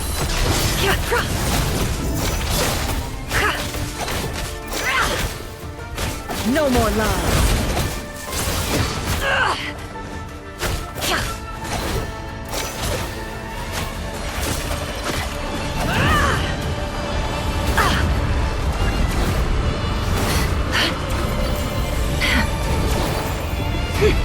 Curses. There's no other way.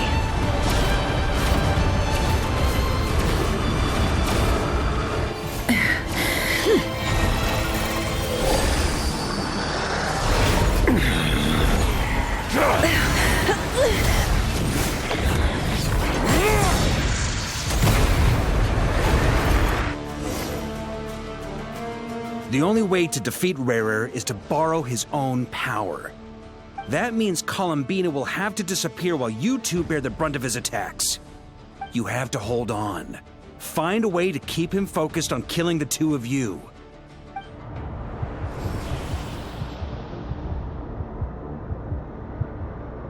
Never. Your eyes are bleeding. Soon you will be powerless to resist. And then, I will reduce you to dust. But that dust will plague your memories. Come on. Keep holding on. Any other tricks up your sleeve? Let's see them. As entertaining as they are. You've backed yourself into a corner. You don't fool me. I see your fear clear as day. I have to stoke his rage. Make him unleash everything. You fear what you could never defeat. You fear the thought of never being able to save your beloved. You cannot win the fight against fate, Rarer. Is that what you think?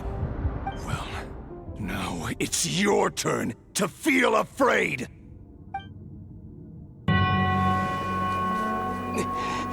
You fear the sound of your own name? Is it us you hate? Or is it what you've become? Let's see what becomes of you!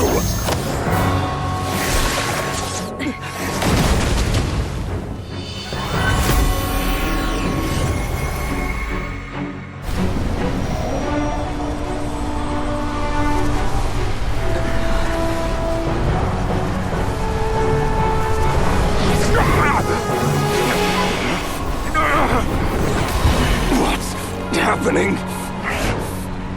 That power. I've seen it before.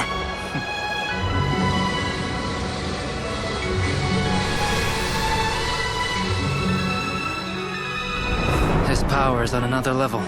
We'll need to use an alchemical array to convert his power into a usable form. Then quickly channel it into Columbina, rendering her powerful enough to compete with him. I'll join you. I can help. If I release enough abyssal energy into a confined space, it'll create a potential difference, allowing us to extract a huge amount of elemental energy. Next, I'll synchronize with everyone's minds using pyro, then give you temporary access to their abilities and fields of view. But it won't last long. Can you see? Well enough.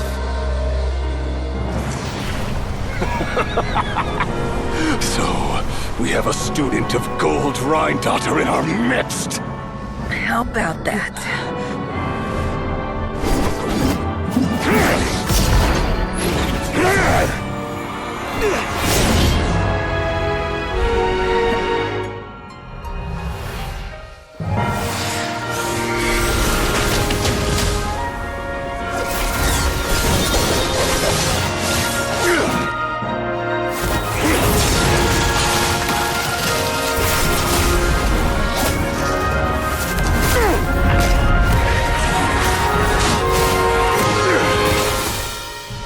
You use my own power against me?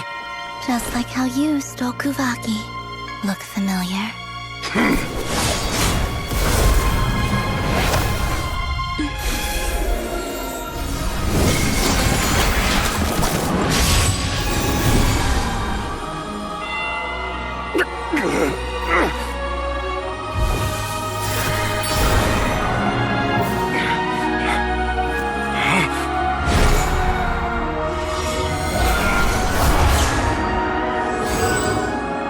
Don't you realize? You don't have the power to hold that gate open! I don't, but someone else does.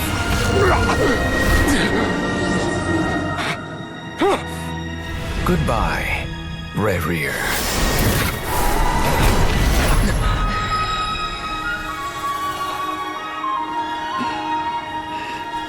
We won.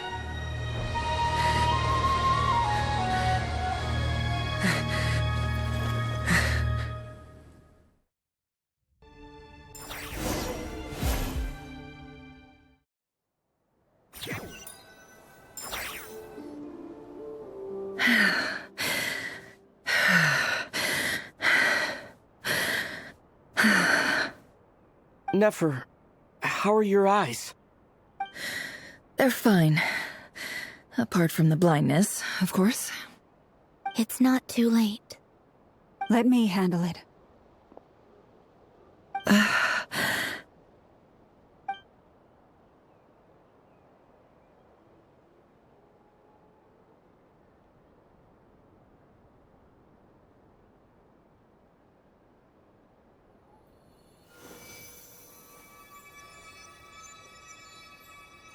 Miss Nefer, it's not like you to lose your composure.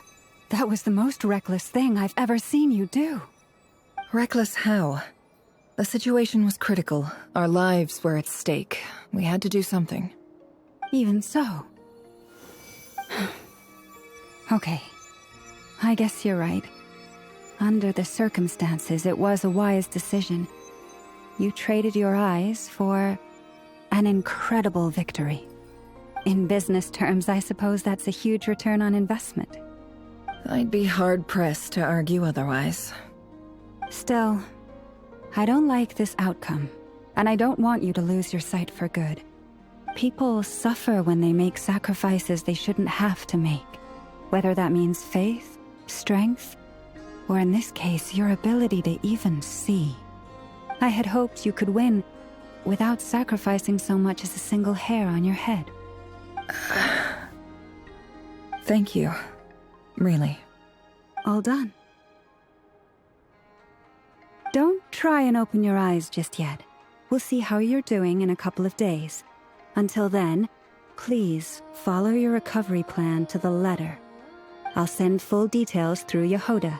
For now, just get yourself home, relax, and rest. My dear friends, we have fought bravely and achieved a spectacular victory. A dark cloud has been lifted from the skies of Nodcry. All in this land will be grateful for what you have done. The moon will remember this day. Thank you both.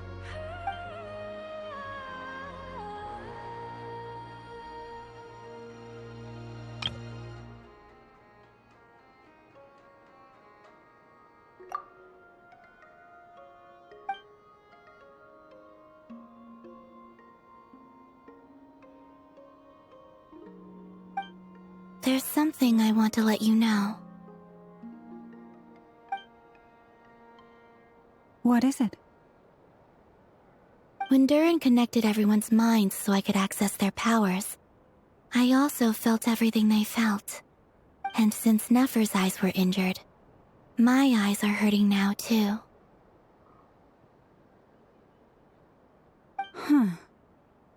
Hold on. Let me try. I only feel the pain. There's no actual damage. I just thought I should tell you. You're right. There's no damage. That's a relief. But I must say, I'm surprised to hear the Kutar share something like this with me. In the past, you never used to open up about yourself. Things are a little different now from how they were. I'm learning to share how I truly feel with my friends. Friends? You have no idea how glad I am to hear that.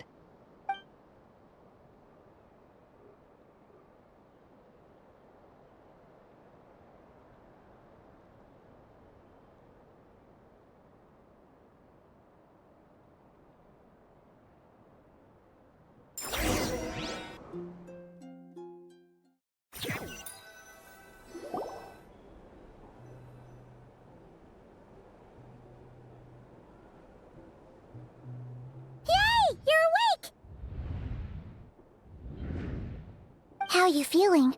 Any aches and pains? Did you sleep well? I'm doing all right, Paimon. No need to worry about me. Phew! Well, that's good. Paimon's been sitting on the edge of the bed worrying about you for ages. You slept a whole day and night. Poor Paimon had to eat all by her lonesome. Glad to hear you didn't starve. How was the food? Well, it wasn't the same without you there to share it. Honestly, Paimon just can't relax when you're not your usual self.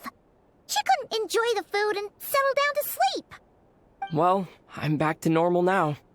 Oh yeah, and Albedo swung by earlier. He said to tell you to head to the tavern when you woke up. Varker and the others are organizing a victory feast and they want to celebrate with you. He also dropped off some medical supplies, but you seem fit as a fiddle, so guess you won't be needing those. If you're feeling up to it, let's head over now. Wouldn't want to keep them waiting.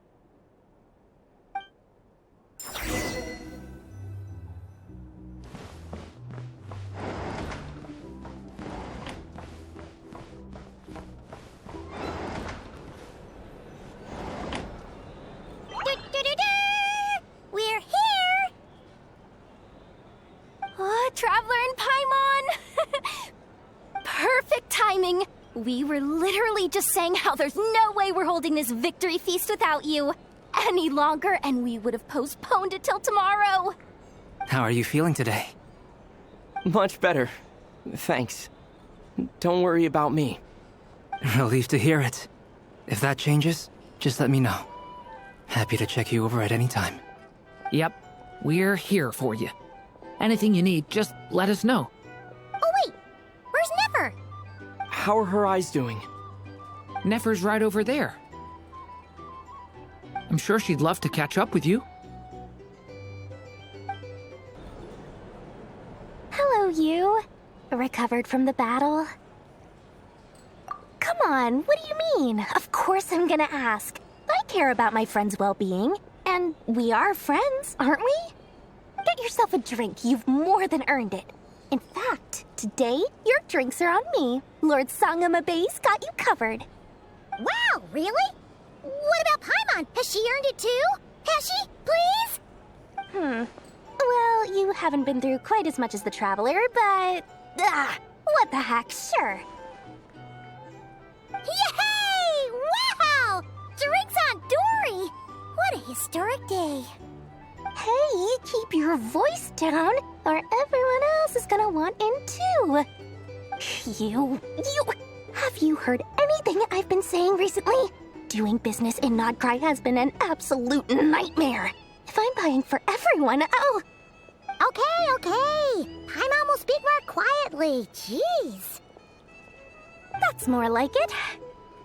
Don't you forget, Lord Sangama Bay doesn't just go around buying drinks for anyone and everyone. I thought of 1,000 ways to congratulate you, but now you're here, words are failing me.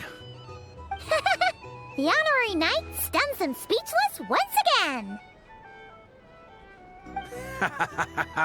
Well said.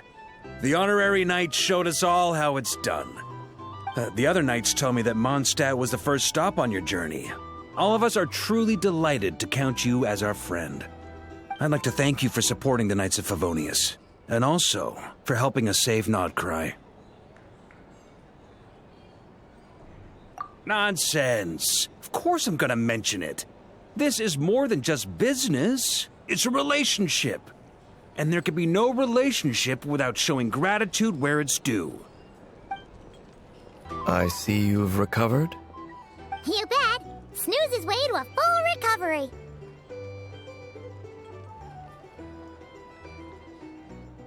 Glad to hear it.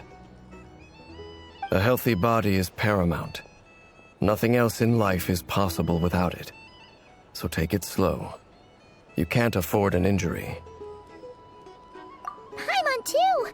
You really saved the day when you swooped in to open that gateway. I came to accept that although Rerir was my friend in the past, here and now, he was an enemy that must be defeated. Though I will never fully understand what happened between us, I could not let this crisis deepen any further. We fought a very necessary battle, and you played your part admirably. Yeah! And if you ever need to talk, just remember, we're always here. I'll do that.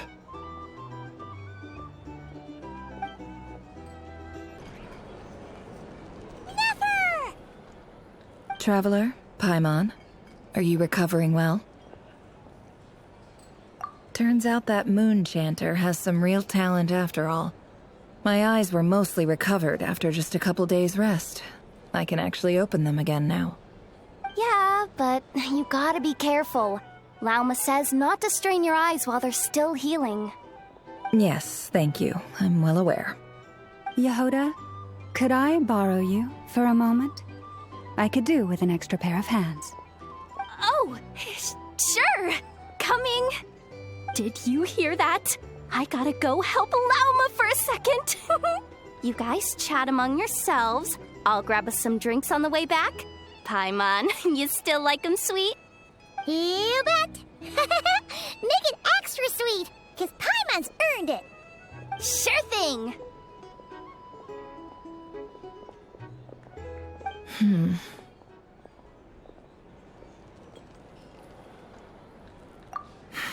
The Raker of Solnari. Kind of a snake, don't you think? No, definitely a snake. A poisonous one who spewed his venomous hatred everywhere. Anyone who seeks revenge out of hatred for other people has become a snake. That's something my dad used to say.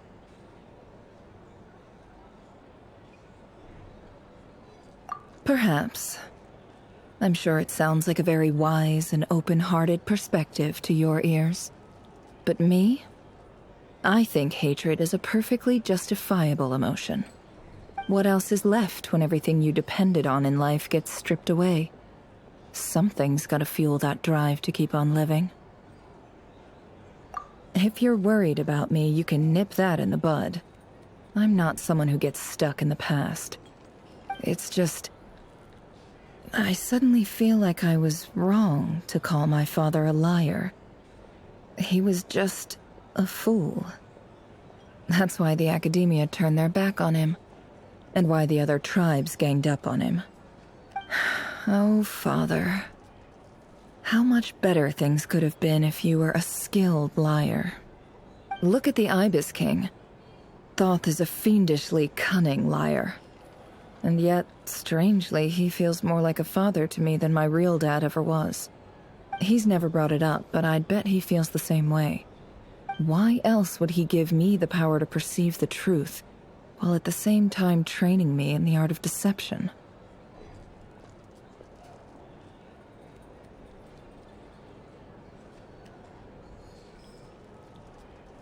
Well, King Deshret banished him to Aru, which is essentially a prison, and posed 3 questions to him. He promised that he'd have his freedom if he could find the answers. His response was to take on a physical form and approach me, hoping that I could become his envoy and search for one of the answers on his behalf. Did he really think I'd fall for that? He's stuck there. He can't make me return what he gave to me. So that's enough for you to decide he's nice, is it? He's a prisoner, and he was scared. So he decided to perform some good deeds to win people's approval. He lives in fear because he's a deceiver. How is Rerir any different? You can't work as a spy your whole life and expect a happy ending. It's preposterous. Yet I can't say I don't understand it. Liars live in the darkness of their own making, but it's still human nature to want to go on living. They say that a liar's soul is the most worthless thing in the world. What do you think?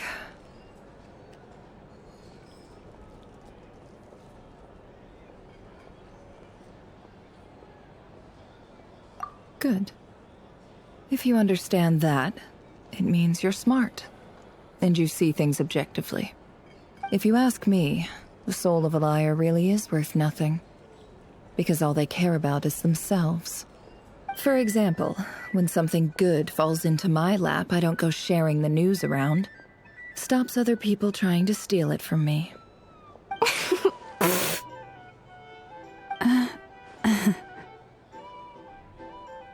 So be it.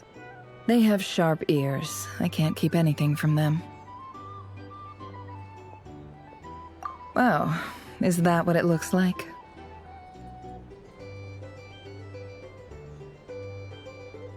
Well, you all know my past now, and I can't simply eliminate everyone who knows too much. So I guess I just have to put up with you, for the foreseeable future at least. When you find yourself in a situation you can't control, the safest play is to keep calm and start monitoring everyone involved like a hawk. In the intelligence world, you need to have a sense of perspective and play your hand accordingly. If you understand what's at stake, please ensure my secret is safe with you. I trust you'll respect my wishes as a friend. But don't forget, I will also be watching you like a hawk.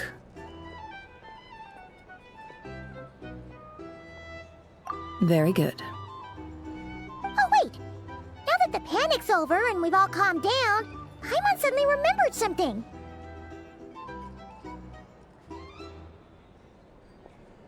After all that build-up, our mystery ally never showed up even once!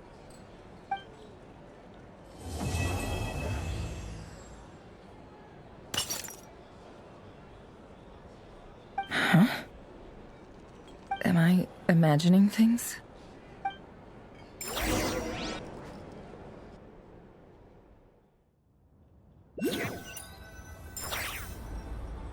So, that close colleague who stayed behind with you? What's he been up to recently? Don't know, don't care. I get more normal human interaction from hanging out with Bosco too than him. Although, now you mention it, he hasn't bothered me in a while. I wonder if... If he's disappeared without a trace, it's the biggest gift he ever gave to the world. But I somehow doubt that's what's going on. He won't lie low forever. So we'd better stay on guard.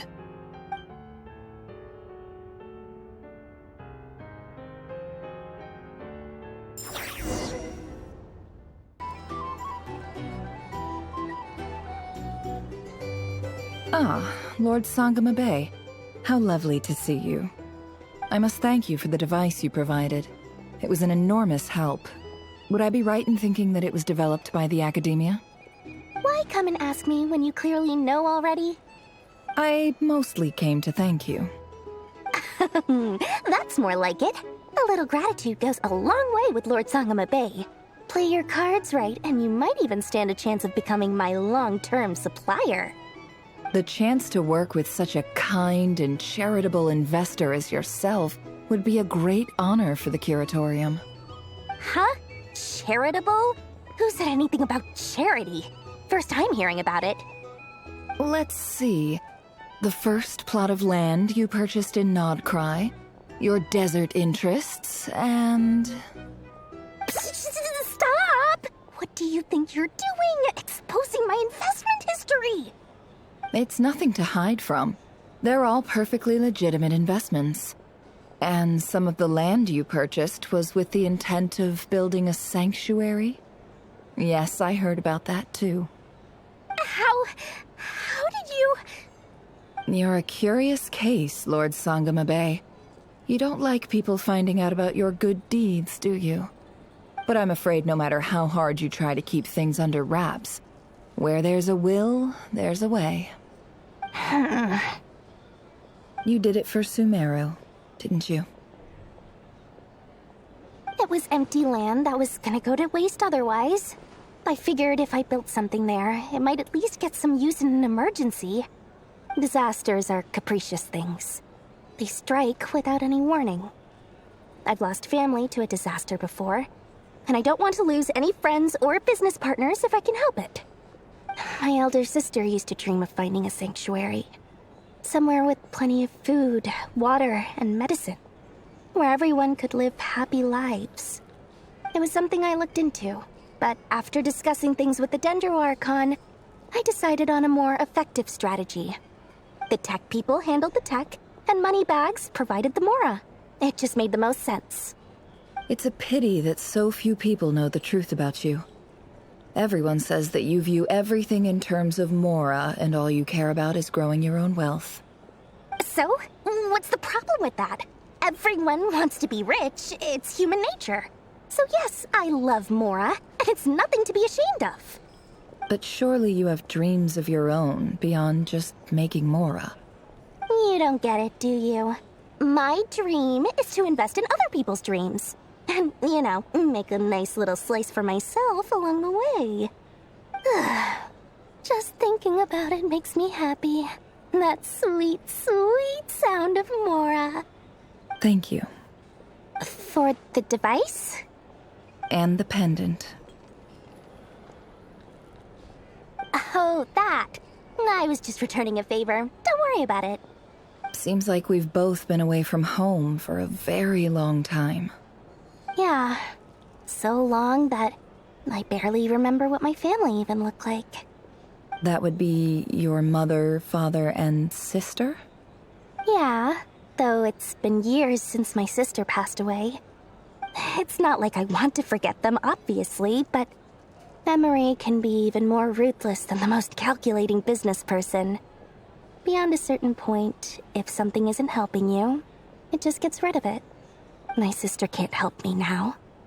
Slowly but surely, her face is fading from my mind's eye. It's become a vague impression. Not everything will fade. When loved ones pass away, the beautiful memories are the ones that last the longest. Yeah, that's true. If you ask me, that's the one silver lining in all of it. Well, that, plus, I'm sure that life is much better now than it was back then. Oh, absolutely. I have tons of Mora, a big beautiful house, business is booming, and I'm as happy as can be. You've got a lot going for you too. Boss of the Curatorium of Secrets? I'm sure there's plenty of Mora to be made in that line of work. I appreciate the vote of confidence. How have you been holding up? Any adverse reactions? If you start to take a turn for the worse, make sure you tell me right away. You don't need to worry about me, Grandmaster. I'm fine. I mean, I barely did anything, so... What? You're too humble, young man. You played an indispensable role in the battle for Nodcry. We can't thank you enough for your support. Sometimes, when people praise you, it's because you deserve it. The best thing is to accept it calmly and with grace. It's important to learn how to respond to words of admiration. Let's do a quick demonstration. Albedo, that was an incredible feat of alchemy. The pressure was on, but you worked flawlessly at lightning speed to get the job done. Thank you. I can't take all the credit, though. Durin played a big part in forming the alchemical array. See? Did you catch that? A masterclass in how to take a compliment. Okay, yeah. I did work pretty hard to help prepare for the battle. No point denying that. Hey, you guys!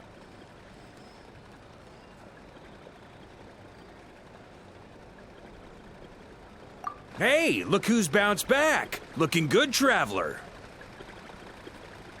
Seems like you've recovered. You won't need to take any more medication. Can I get you a drink? Huh? You know how to order at a bar now? You've sure learned a lot recently. Handling a drinks order is ridiculously simple compared to alchemy.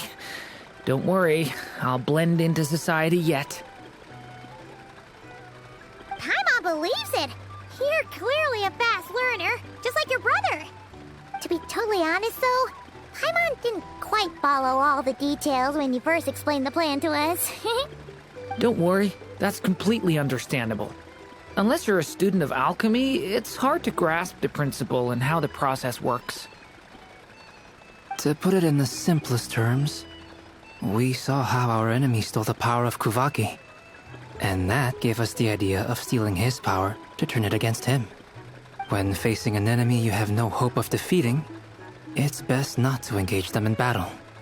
So, instead of looking for a way to overpower him, we decided to help Columbina get strong enough to at least stand up to him in a fight. For this to work, we had to analyze his modes of attack, confirm who his main target was, and make sure that he wouldn't go beyond the range of the alchemical array.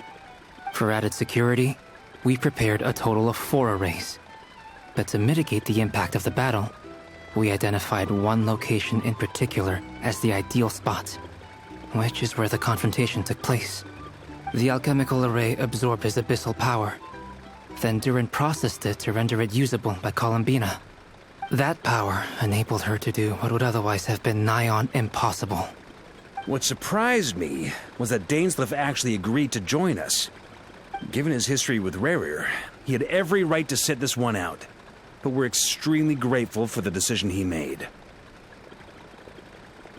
It must have been a painful choice to make. But I'm sure that making a decision was far better for him than staying in limbo. Absolutely. He was torn between 2 paths, but in the end, he made his choice and stuck to it resolutely. He doesn't strike me as the sort of person who'd stay trapped in limbo for long. Anyway, however you cut it, everyone gave a stellar performance. And now, it's time to kick back and celebrate.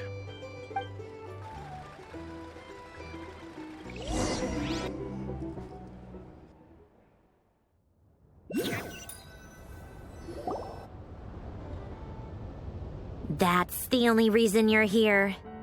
Yes. I've thought a lot about it. And I've realized that you, me, and Arlecchino should be friends. I think this is very important. So I felt I had to come and tell you. Well, this is a new one.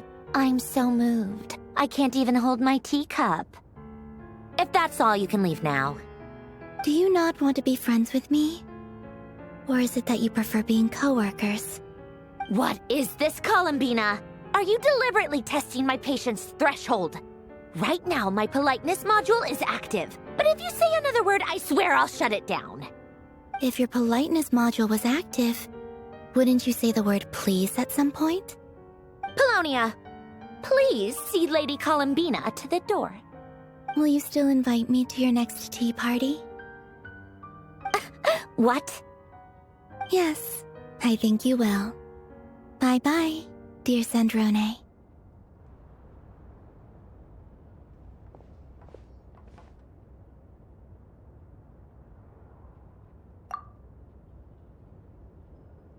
Last time, the Wild Hunt escorted you out. Would you rather I handled it myself this time? We just wanted to, see how you were doing now that it's all over. Why? out of concern for my safety. I hope you didn't seriously think that the Rahier of Solnari would be able to lay so much as a finger upon me, given how prepared I was. Mostly because you kind of helped us out, so we just wanted to check you were okay. Looks like all your robots are fixed, huh? Oh, don't you worry about that. Tea time is already a write-off.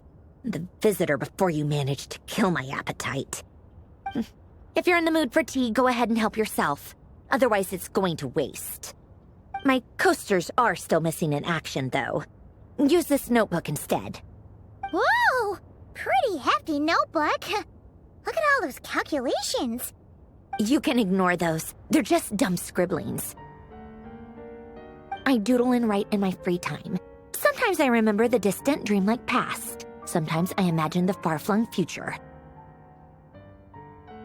And other times, I grit my teeth and note down all the crazy nonsense going on in the present. Some people do the crosswords in the newspaper. This is my equivalent of that. Trying to predict the future is like daydreaming, and writing about the present just makes me furious. The past is my favorite. If nothing else, it's already set in stone, so I don't have to rack my brains trying to figure it all out. Huh. Although, having said that, the only vaguely interesting memory in my past is probably that guy they call Lord Artificer. Who else? Pretty much all the mecha and Fontaine are his personal handiwork. Wait, are you saying you know him? Like, personally? As a friend? I mean, I guess we were friendly enough. Yep. In fact, I'm probably the only normal person left who knew him at all. We used to chat occasionally back when he was still around. Before he passed away, he asked me to destroy all his manuscripts. I honored his request, but I did read through everything first before destroying them. I mean, I couldn't let the genius of Lord Artificer Alain Guillotin disappear like that. Would have been such a waste. So, that's where the formulas in your notebook are from? I just told you. Those are my equivalent of crossword puzzles. They're just dumb formulas that I solve for fun when I'm bored. Alain's work was like epic poetry. The formulas in my notebook are just silly little riddles in comparison. Not that there's anything bad about them. I mean, at least, solving those riddles isn't going to hurt anyone. Except me, 'cause I lose a few brain cells in the process. Anyway, while we're on the topic, I might as well tell you about what happened to him and his friends. Alain Guillotin had two close buddies, René and Jacob. They spent their childhood years together in the Narzissenkreuz Institute.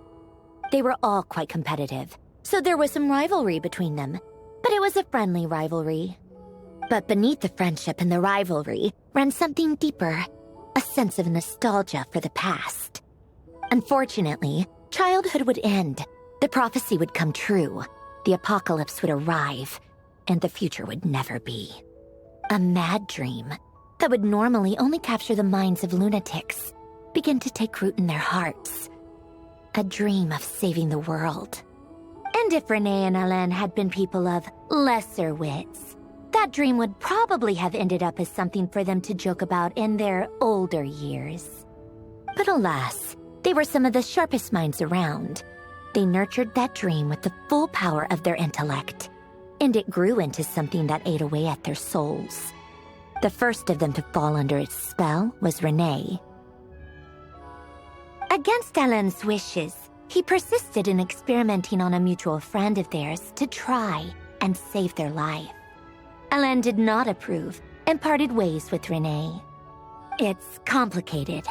Alain wanted to believe that René only did what he did for the sake of their friendship. But when he told me about what happened, I could tell he still had some suspicions about René's motives. Perhaps the seed that would grow into a nightmare had already sprouted in René's mind. Even then. The next time they met, René's soul had been completely engulfed by the dream of salvation. His futile attempt to change the tide of fate only resulted in a wave that swallowed up the world, even before the apocalypse came. And although that wave died down eventually, I hear that it just recently came back with a vengeance. As I understand, Renee wanted to live out his dream of salvation once more. But I'm told that the attempted resurgence finally died out for good. At long last, Renee awoke from his deluded dream. Though of course by then it was far too late. What do you think of Renee? Do you admire his transcendent genius? His view that any price was worth paying to achieve the lofty goal of saving the world? Or do you despise him? Dismiss him as an evil madman who wrought havoc on the lives of everyone around him as he pursued his delusional dream? Same difference, really. Just a matter of perspective. What a cop-out. But I suspect you'd have a more incisive and insightful answer if we dug into it further.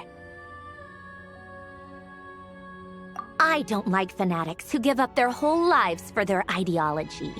Nor do I like fools who let their delusions take control. Maybe I could understand if Renee had just been an ordinary person. But he had a sage-like intellect. And still managed to get himself lost in a labyrinth of his own desires. Anyway, that's enough about Renee. Now, moving on to Alain Guillotin, the Lord Artificer. He managed to put a stop to the first storm whipped up by Renee. But after that, Alain lost his friends and family. To his credit, I suppose, the loss of his family and friends was purely a tragic accident. It's not like Alain sacrificed them for his cause or anything. After that, the only thing supporting his work was the same dream that had dragged his closest friend down to the abyss. But although the desire to save Fontaine drove him to found the Fontaine Research Institute, Alain continued to reject any form of transcendental knowledge or power. He was suspicious and fearful of it, having seen the way it had affected his closest friend. I think that formulas and machines derived solely from human intellect were the only thing that gave him a sense of spiritual comfort. Yet Alain's intellect was simply too great. It barely left him space to breathe in his lifetime. Once he realized that the end of his life was approaching, he finally accepted the truth.